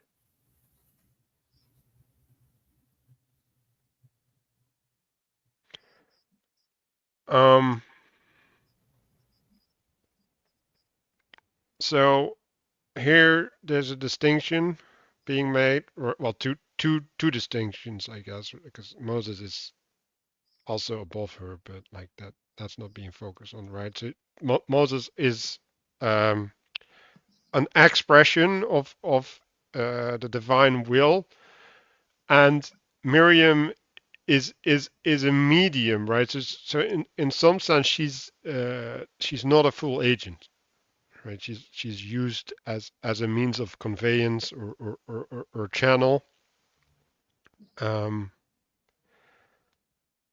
And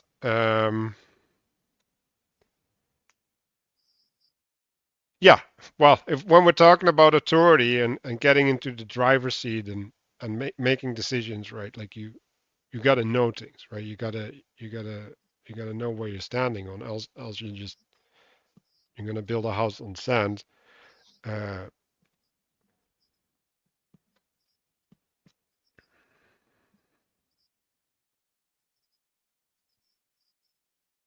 So I had two comments on divination. One of it has that it happens in submission, right? Or it should happen in submission, right? The good form of it, right? So under Moses, she gets to be doing divination, right? Because as long as it fits in the purpose of Moses, right?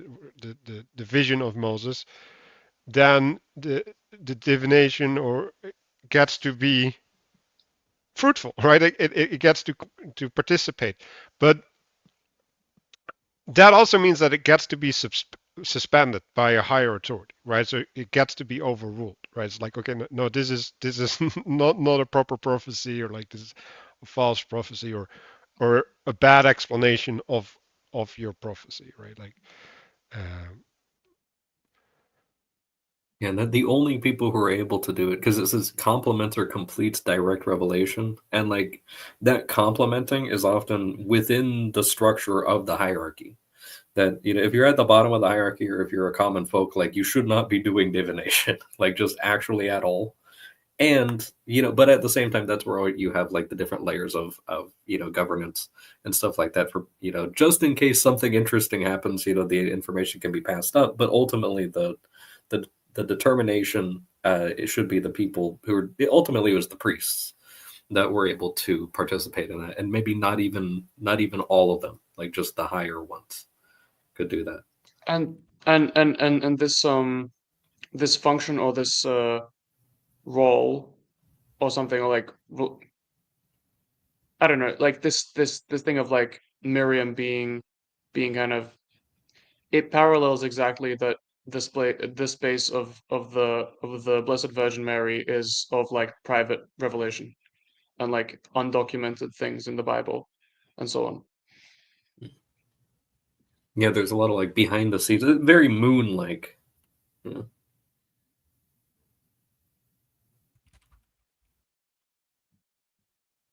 Yeah, so to complement, right? Is in some sense to bring glory to, or something, right? It's like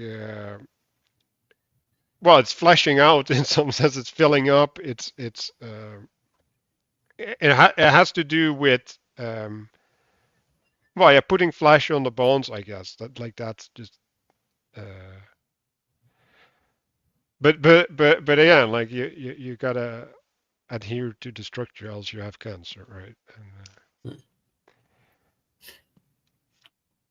so we want to take a stab at this for a bit. I think that Daniel gets to introduce the chapter. Let's see how he does.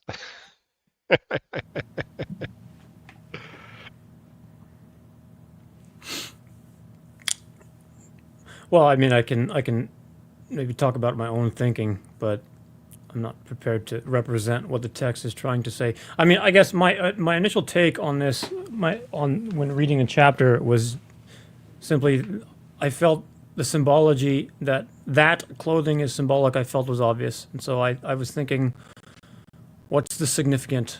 What's the significance? What's this? I was searching for Pageau outlays the point. He makes the case that clothing is symbolic, first of all, which I have no qualms with. Where I'm stuck to some extent, not stuck, but the so what aspect of what is he trying to say? What does this have to do with? I don't know. What's the Bible saying about this? I don't quite understand the spiritual significance of the points that he makes. So I guess if we were to just lay out the case that Pageau is making,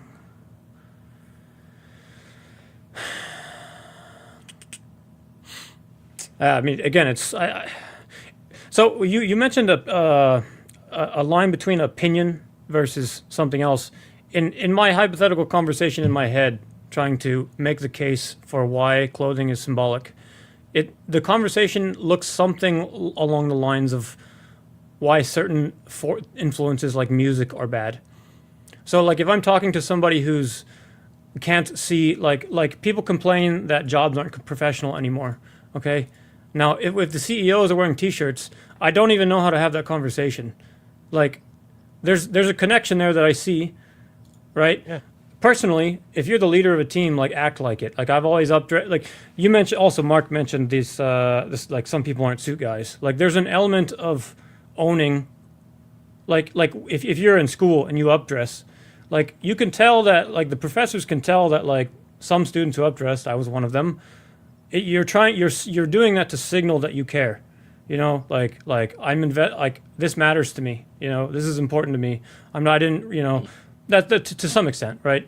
So I mean, you know, there are some elements of anyway. I was just sort of I was trying to have this conversation in my head, which is essentially laying out the points that he was making. You know, if I'm talking to having this conversation, and I don't really know exactly where I would start because so many of the points in my own, like in this hypothetical conversation, are aesthetic, opinionated, etc. I mean, Pageau gets into this I don't know, the metagarment concept, which whatever. I don't really care to dispute. There's a lot of details in this book that I would dispute that are not worth spending the time disputing. Well, So that's all over the place. To me, it's so obvious to me that I don't know exactly how to even make the case that What is obvious to you, Dan? when you wake up and you put clothes on, that matters. Yeah. Okay, you're acting out a pattern. Like the fact that you get out of bed, you have a reason to get out of bed. The clothing that you select matters. Like I have my own personal. I have my own like when I wear the gym. I have one thing. I wear the same thing to the gym, and there's a lot of reason for it. It's symbolic to me, which is evolved for 10. There's a lot of detail. You know, yeah, I can explain it. What do you wear to the gym? I can explain it. Like there's different reasons. Like one of the No, I don't want your reasons. I actually just want because that's the problem with this chapter is it's talking about two different things at two different levels at the same time. So I wear a specific. I have multiple copies of the same exact thing. It's black from head to toe. One time I was in the gym. I saw a girl in a burqa. I thought, I wish it's a covering, right? I fully cover myself from head to toe. Right. There's reasons for it because I don't. Huh? Does it have fringes? No. I mean, no. It's just you know, it's modern materials. Right. That's deep into the point of this chapter. Right. Like this is the problem with the later chapters. They're tying together layers, right, of the hierarchy or layers of analysis or layers of detail, however you want to say it, or scale. They're tying them together. Right, we saw that the last chapter, which ties into this one. You also see that here, right? So clothing, right, can have two aspects: the disguise of the uniform, right? But then it has qualities beyond that, right? Which is consistency and fringes, and those are different layers. It's all clothing, though, right? So you can't say dressing up as a clown is not clothing. It is, right? And this is why the discernment's important. That's why I said, like, I don't care why you're doing it. I care what you're dressing in, because that tells me whether or not it's a uniform or a disguise, and also like what it looks like, because that also tells me something about what it is you're doing. So depending on fringes, I wear small accent pieces. Like I wear a red threaded bracelet on my left hand, which was given to me and it's sentimental for reasons which I won't explain. Like it was blessed by somebody who's I care about, and it's, you know, it's a personal thing, right? So there are details, and there's other things that are under my clothing that, you know, are of similar nature. And I mean, there's reasons for all, you know, all the things. Like, no need to get into the details, right? So I mean, depending on what you mean by fringes, but the unity of the whole. It's a uniform. I wear it's my uniform, and there's a level of professionalism associated with it. I associate a level, like a degree of professionalism. I mean, there's a bunch of reasons for it, but anyway, it doesn't matter. I mean, this is no need to talk about me, but you ask why certain things are obvious. I mean, again, like I feel you can when you put clothing on. I mean, there's a bunch of sociological studies. Like if you wear, if you updress, you'll get better service. You go if you wear a suit, if you dress like a bum and ask someone to spot you $1, no one's gonna spot you $1. If you wear a suit, yeah, they'll tell you to go get a job. Wear your suit, someone will probably spot you $1, etc. So if somebody can't see that clothing is symbolic, you can simply point to the sociological, like, look, buddy, like you're acting out the pattern. Okay, and here's another thing this is all over the place, but okay, in my intention about clothing as that affirmation, I was thinking about the image of a rebel and tattoos. So, like a tattoo, you don't have to put on every day, right? So it's a scarred onto your body, right? So I was just thinking about that too. But again, these are just my own thoughts. Like, I'm not really walking through the book here. I could keep going. There's probably more. Well, I want to add something if I could. I'm thinking about this bit about you have the signals that you're putting out, but then also you notice that the word nakedness is on both sides of this diagram. There's an element of, and I'll use the word technically, deception happening, not necessarily lying or any of that, but there is a deception, a taking away of something. So sometimes you're presenting the appearance of nakedness. Maybe that's if you're pretending to work at a place or something like that, you're presenting the appearance of identifiability while you're meanwhile robbing the place or something like that, or you are covering yourself for purposes of modesty, and that is a form of deception, that you're taking that visual away from the outside world, and you're also presenting whatever sort of the outside presentation is. But then you get the things like you get the women that wear the superhero pants. That's a deception. They're pretending to be wearing clothing. You have you have different things like you get a lot of those things that they look like some different type of garment. Like you get the I'm thinking of like tuxedo t-shirts and stuff like that. Like clearly, like that's actually meant for a laugh. Like it's an obvious deception, but that's trying to actually produce a particular effect. So I guess just to kind of spark things in that direction, that you're getting these different movements on both sides of it. It's not just 100% like straight man wearing the suit. As he says, like the uniform may be called square. So you got the square that's wearing the suit, and then you got and then you have the other person that's kind of hiding an identity, or they're wearing the punk rock stuff or whatever they're doing. That a lot of times you can get a crossover between the two. A lot of times there's the kind of interior disposition or the intention behind why they're wearing it. And I think I won't jump ahead too far, but he even talks about like double agents in terms of like this chapter goes into the symbolism of spies as well. So I guess just to throw a few things there as we start off. There's a sentence at the end of the page 218, recognizing the judge, soldier, priest, etc., has been appointed. Oh, the body does this as well. There's a bodybuilder, Ronnie Coleman. He's a legendary bodybuilder. He worked as a cop for 20 years. He said in his 20-year career, he always came to work every day hoping to get into a fight. And every time he would show up to a scene, he said it was always instant peace. Like, he would show up and everyone always, meanwhile, he said on about a daily basis, people would rebel against his coworkers, so, that's, in the Bible, they make the case that the clothing is symbolic of civilization, and so what I was thinking about of the body, or this is like this muscular monster. It's more this element of earth, and this biological factor of having this influence on people. Just an observation, something that I thought of. He's wearing the police uniform, so he's doing this in the name of something. But there is this, there carries with, there's this other aspect that I don't know what to make of that, but it came to mind. So I want to introduce a word that might help us think about this, and that's respect. Because I've been wrestling with this word for like years now, I think. It's like, what does it really mean, right? So it means like back or something, right? And spec is look, right? So now I think I figured out what it means, the word, because it's like what are the things that you're attending to, right? So what are the things you're using to reference your place in the world, right? So if you respect something, that means that you use it to understand where you're at and where to go.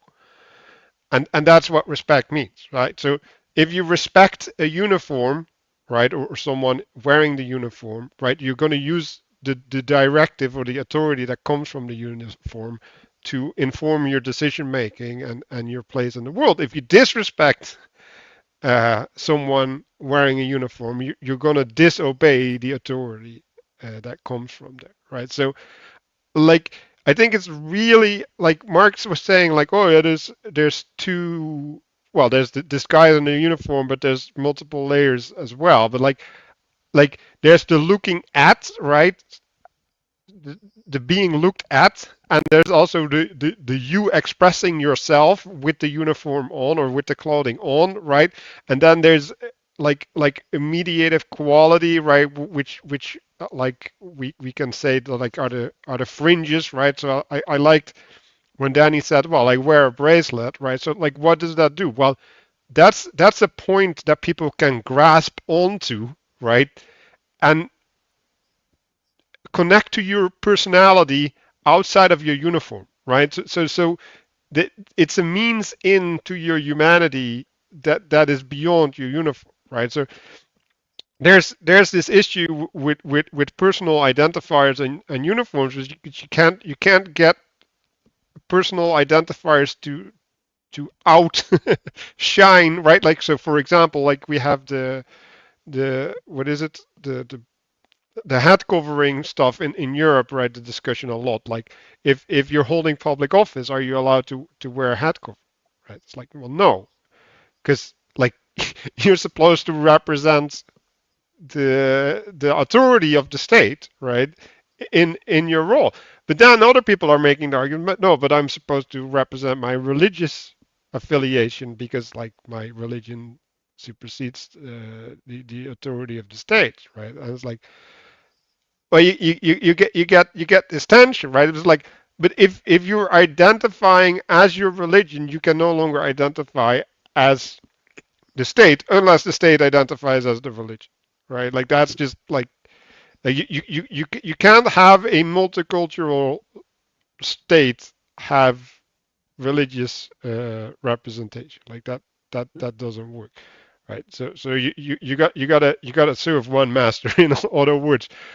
um so yeah, so this what are we looking at, right? Like what are we looking at? Because when then he started with like, well, I'm putting on my dress and that's important for, well, like it's important if you let it be important, right? If you disrespect your clothing, uh like you can use other points in the world to navigate by. Like it's not a good thing, right? Like it will wreck you, but like you can do it. uh I've seen people do it. So I'm thinking, as you've kind of talked, like now I'm kind of thinking this bit of the deception as well of kind of, you know, I was thinking about that saying, you know, does the suit make the man or the man make the suit? You know, and I was thinking about the Ronnie Coleman. If I remember right, he's the one that lifts the heavy weight and yells "lightweight, baby." I'm Yep. pretty sure that's the same guy.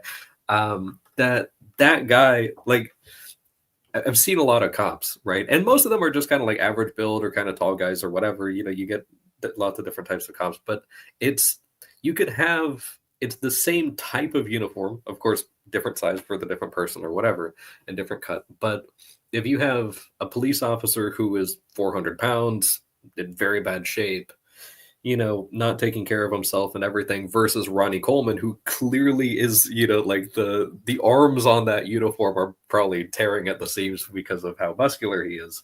Like there is a certain level of the uniform is also going to betray what's underneath. So if you have the guy that, you know, okay, the other police officers are being rebelled against because they're just whatever, that's just a, you know, those cops in their uniforms or whatever, like who cares. But then the person is really going to respect strength because they realize, yeah, I'm not going to outrun this guy, or even if I can, like I better really be on my game and not trip because it's game over if I do.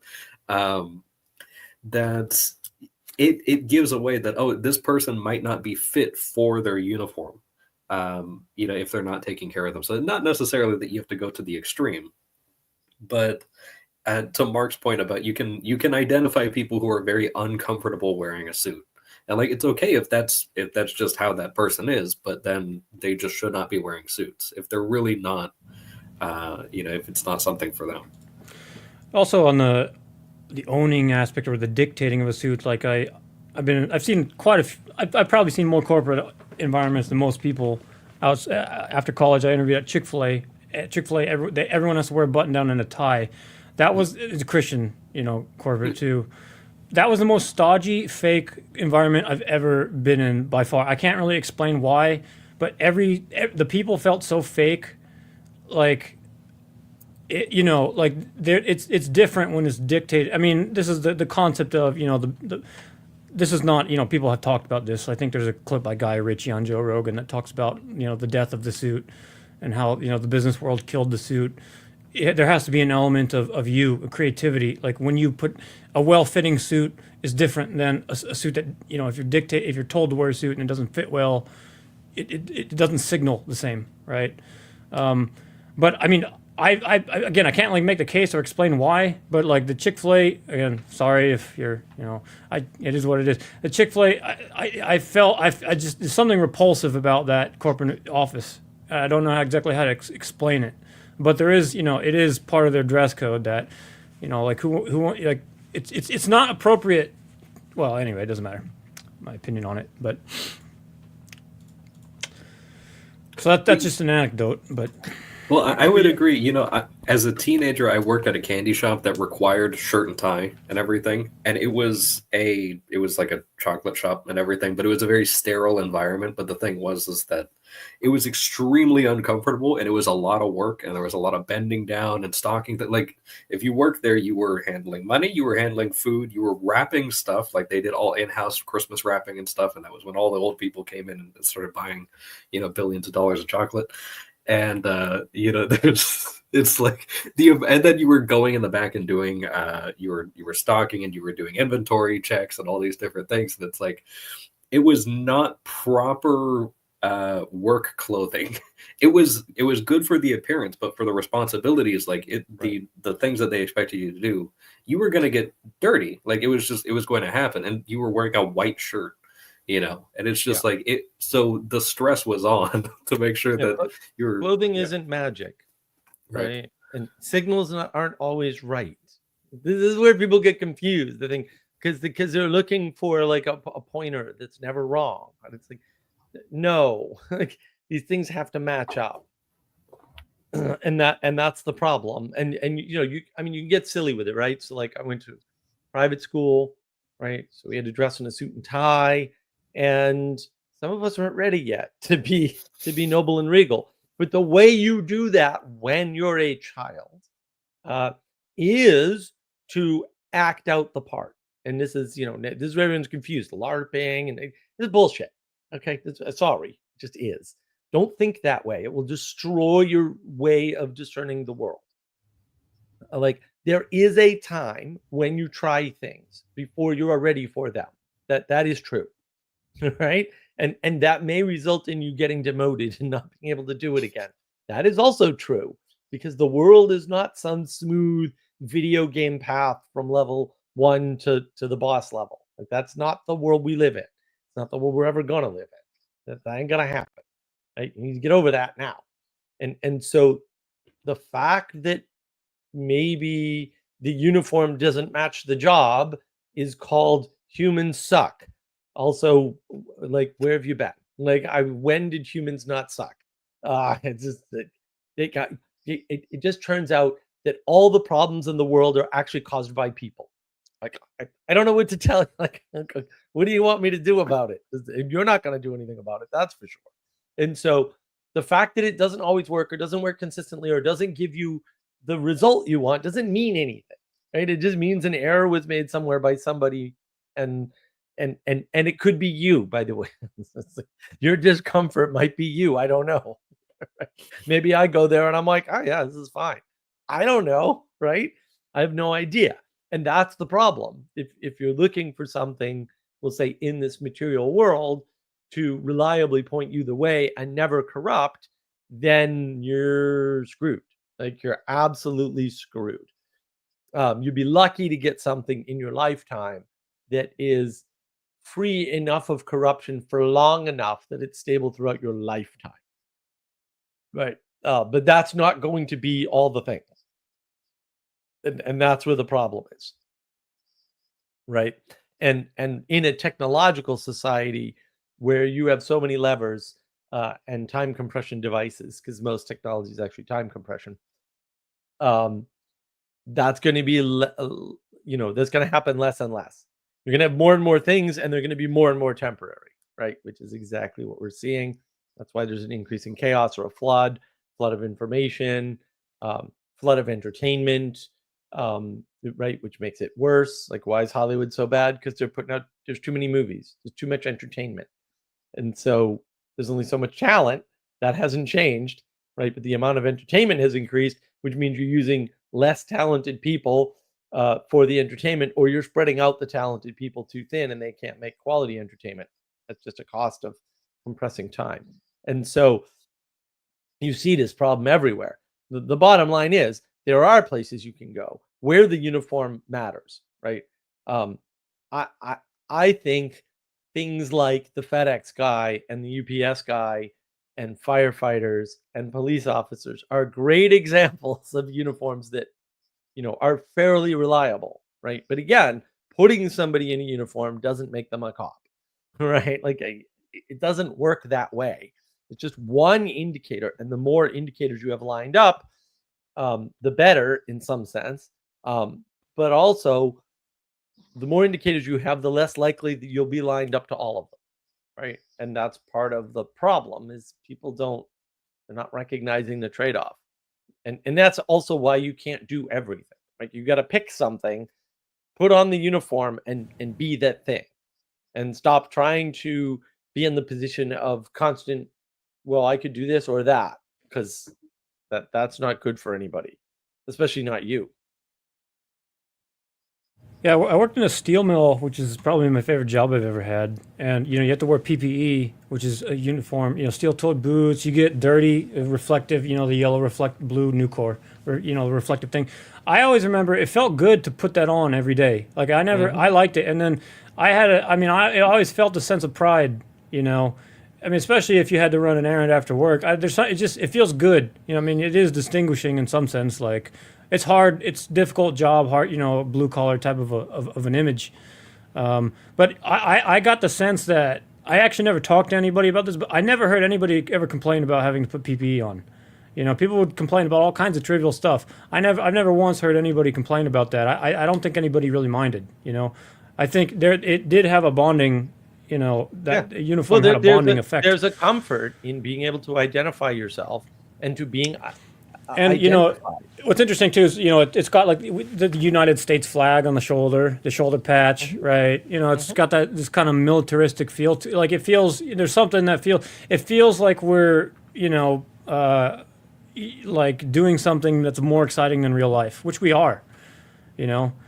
Yeah, it feels that way. But I like that job. I miss that job. I wish I could. But having the consistency of wearing a uniform, which you can self-impose, by the way. But also the icon, the icon of having a national flag on the shoulder. It has power icon, to it. Any icon, and like, there's lots of icons on uniforms. I mean, uniforms are stand out not just because of their consistency, but also because of their icons. And that, it's important and it matters because it's an identification. And so hopefully you don't actually do this, because boy, talk about regret. You watch something like Severance, and episode 5, season 2. Why? Right? They finally use the word identity, because the whole show's about identity, right? And the conflict of not having a single identity anywhere ever. Like, look around. I don't. Like, really, this is what we're struggling with. And it is about that. It is about the lack of uniform, right? It doesn't know that, by the way. This is not a self-aware show. You may think it is. It's very much not a self-aware show. It's way caught in the meaning crisis. It thinks it's not, but the people who are making it think they're clever, but actually They're possessed by something there for sure.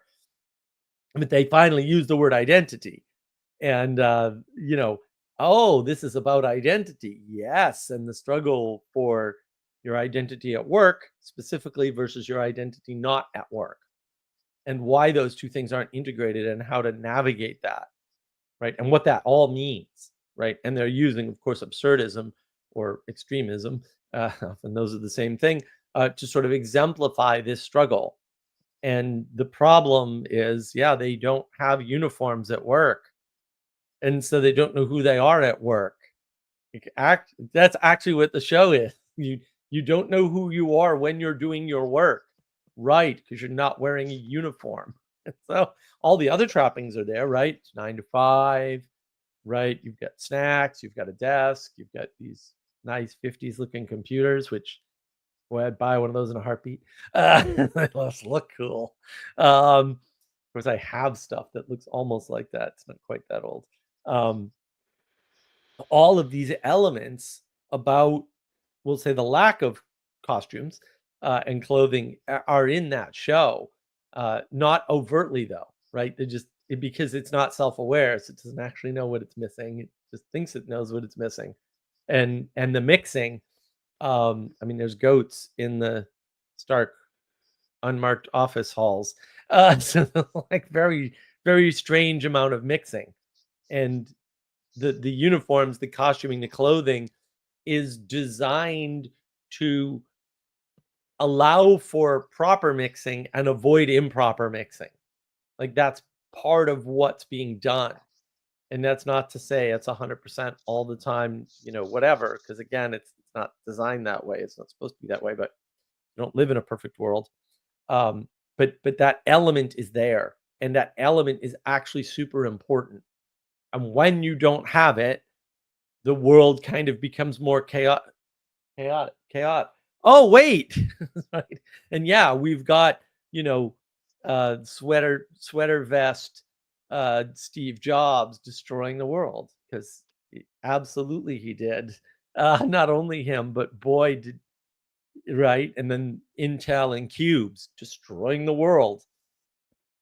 Right. I mean, that's right in Severance. I don't think they realize they're critiquing Intel there, but they are. So that's good to know, right?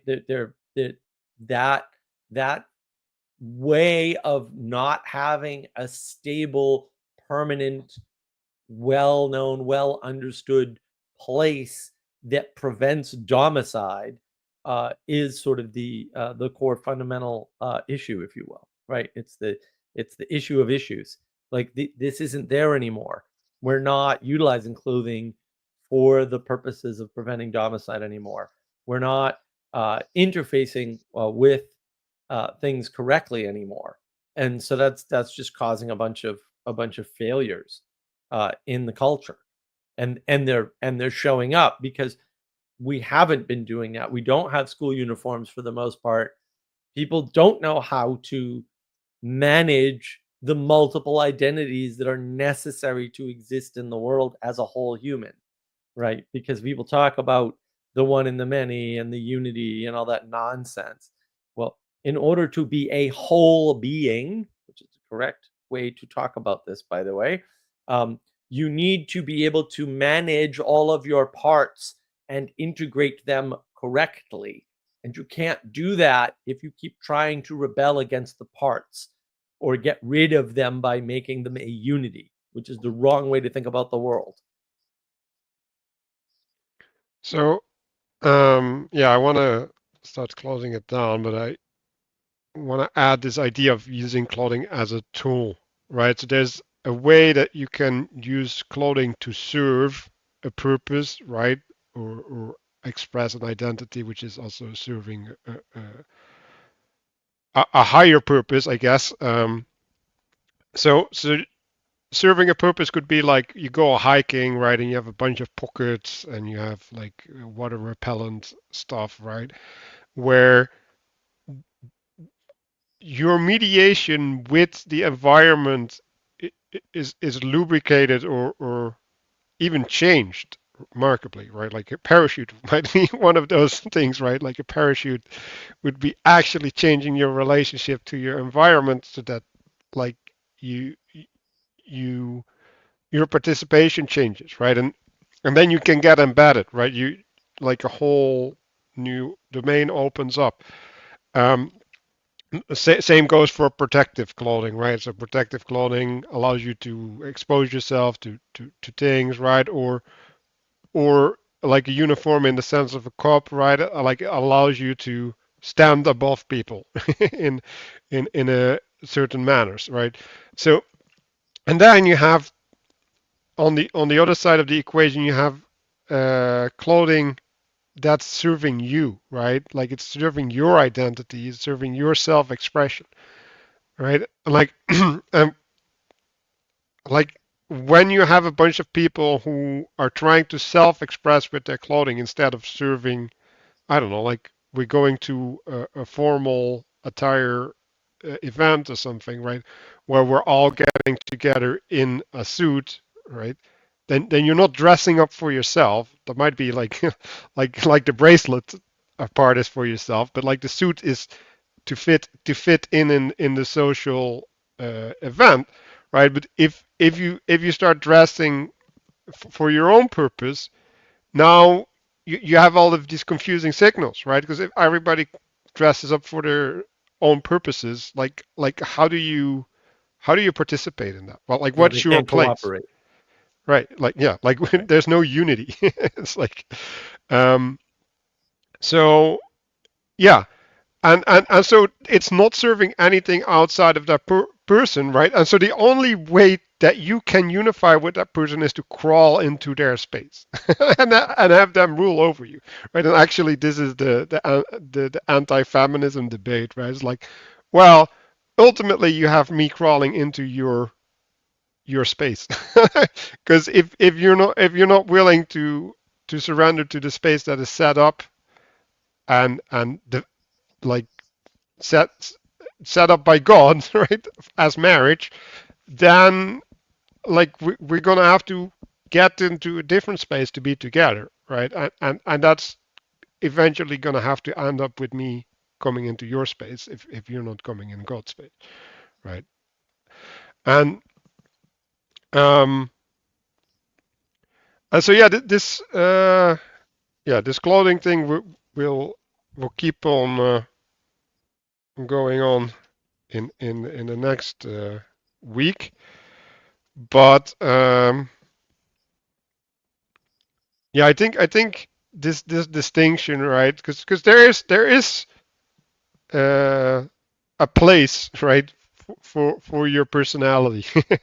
like like we're not cogs in a machine, right? Like we are contributing something in, like I want to use the word individual, unique. That's the word I want to use.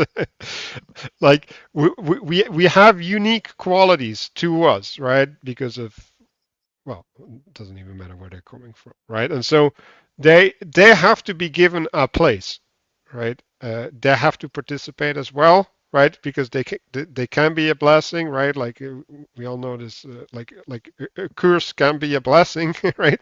If it gets put in the right place, turned toward the right purpose, right? And then, um, but that requires sacrifice, right? Like that requires the acceptance of being under that, so that being under that can be modified to partake in the higher purpose. Um, so yeah, I think uh, I want to have the unique expression in relation to the uniform kind of be like the frame of reflection on the book club, because I think that's kind of like the contrast that we're dancing around. And we'll see you on the other side.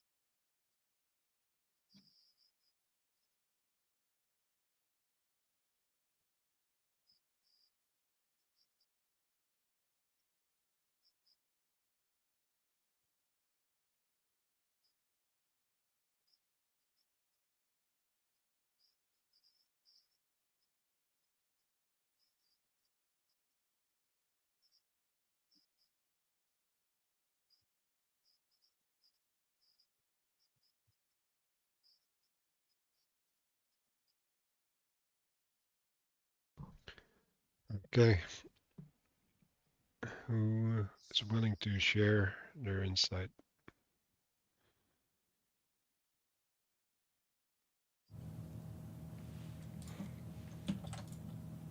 So I don't really like to talk about this, but it's useful to know. Well, it's something I did many years ago, like probably 10 plus years ago. I think it was Dan DiMartini, has said if you want to understand your values, observe anything that brings a tear to your eye and record it. But clothing, like when you mentioned this bracelet, and there's reasons for this, but like the mention of it, I'm also very experienced in this thing, but like I was just the mentioning of it and thinking about being in the gym. Well, because I thought about sharing, like there's a process which it doesn't matter. Like I do certain warm up sets where it's not visible, and then I roll my sleeves up and it's visible, and that's symbolic to me for reasons I won't explain. But there's the physical processes of every time I do that, I'm at the like basically the edge of tear, and there's like, and that's sort of a non-command thing. And so like when you mentioned the bracelet, in fact, I'm gonna like there's a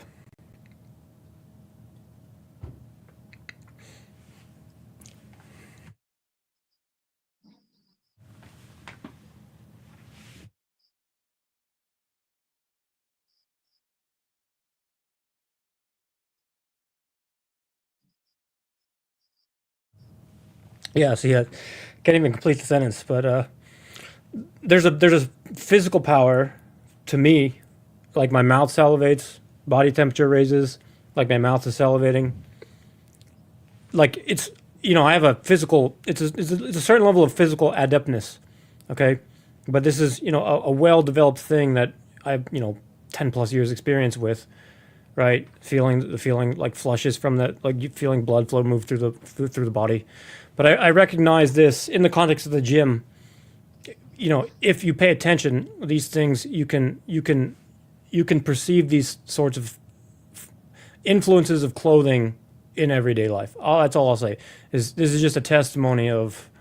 You can call it a placebo or mental or whatever you want, right? But it's a very real thing, and I'm very well acquainted with it, right? So when I talk about things like music and clothing are obvious, this is there's a tangible there's a degree of tangibility that it can't be portrayed, without walking people through certain experiences. And I can explain, the mental constructs that I have, right? But I just, that is a thing that exists. I could explain things in details, when appropriate. But when the student is ready, the teacher will appear, you know.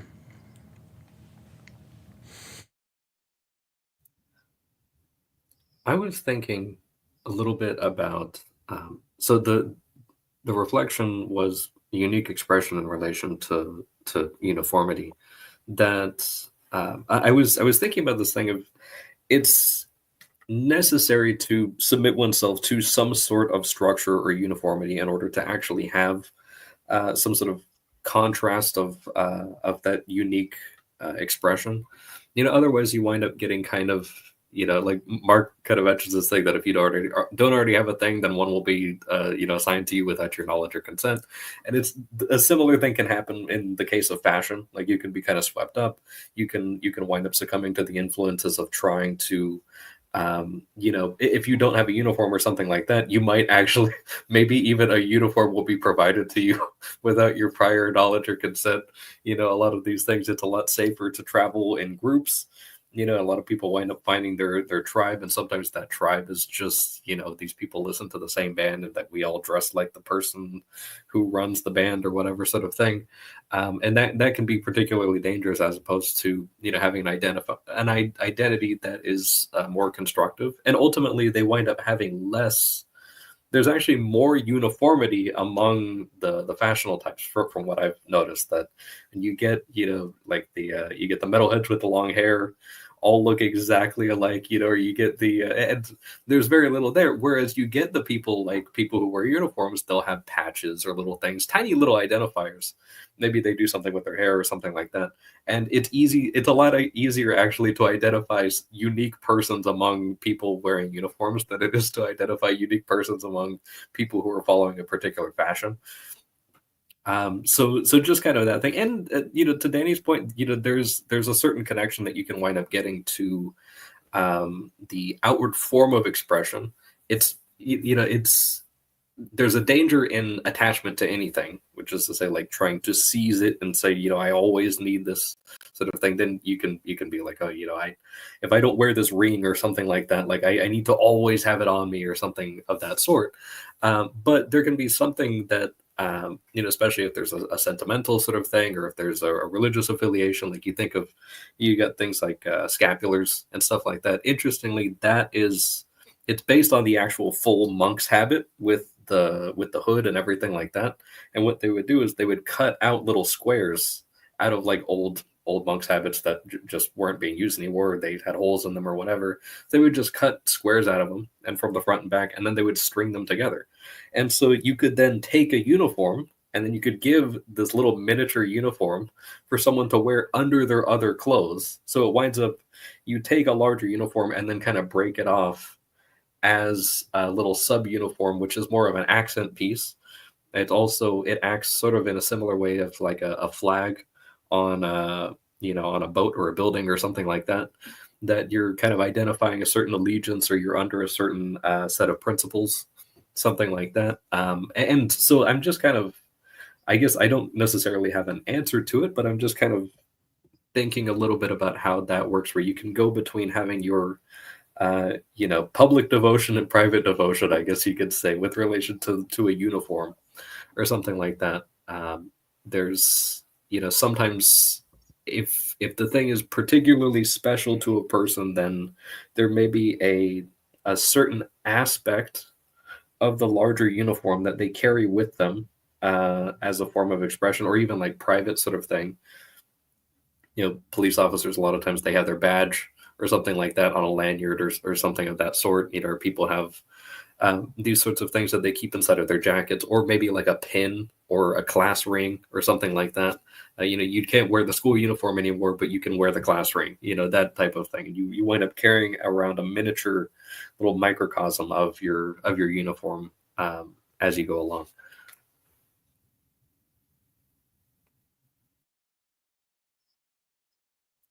Mark, you're muted.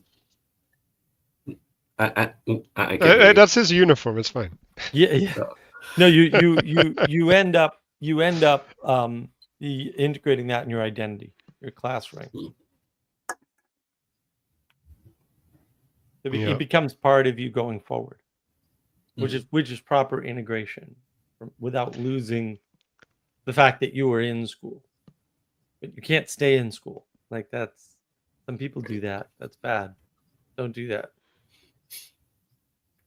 Well, that's formation, right? In contrast to scarring, right? So I want to kind of go back to, like, how do we get this uniqueness out?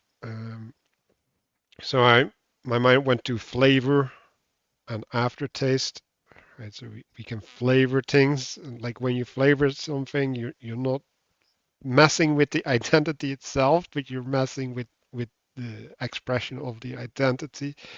And then I got to the other side of that equation, right? Scent, right? So scent announces, right? It's how you come into contact with, and so these particulars, they drive something home.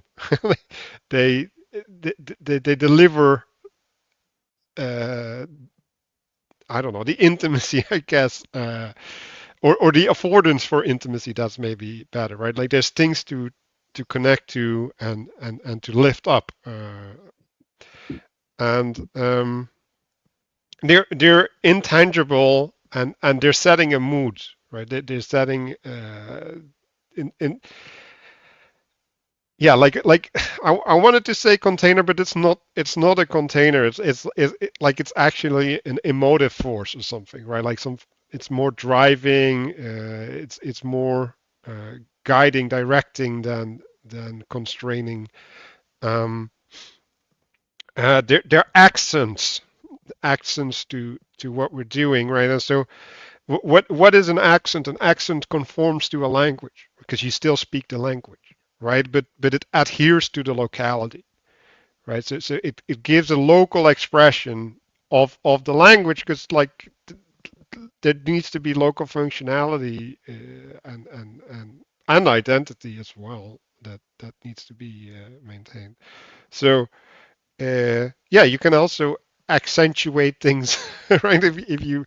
If you make your shoulders really shiny, right? Like you accentuate something without adding something to your uniform.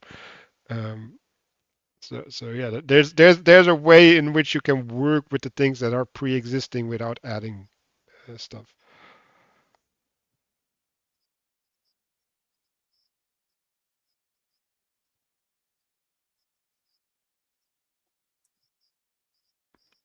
Okay. Thanks everybody for watching. Was a quiet stream today, but I think these are important topics though, like because they're touching on something uh, that seems to be lost, like or if it's not lost, it's perverted. And yeah, like these are things that need to be reclaimed. Because if we don't reclaim these things, like I don't think we have things to build upon. Um, and like all the other things will be futile. Uh, so yeah, like I think we kind of got a grip on like okay, like what is this this grainy like the thing that well we'll get into it, right, like that affords the mediation, right, like the things that are hanging from your garments into the wild world, right, and that can be get caught in the grass or something, right, where it it creates a moment of dragging you out, right, like and allowing a door to be open, right? Because that's what we need, right? We need to open the doors, and we need to have people walk in those doors. So yeah, thanks for watching.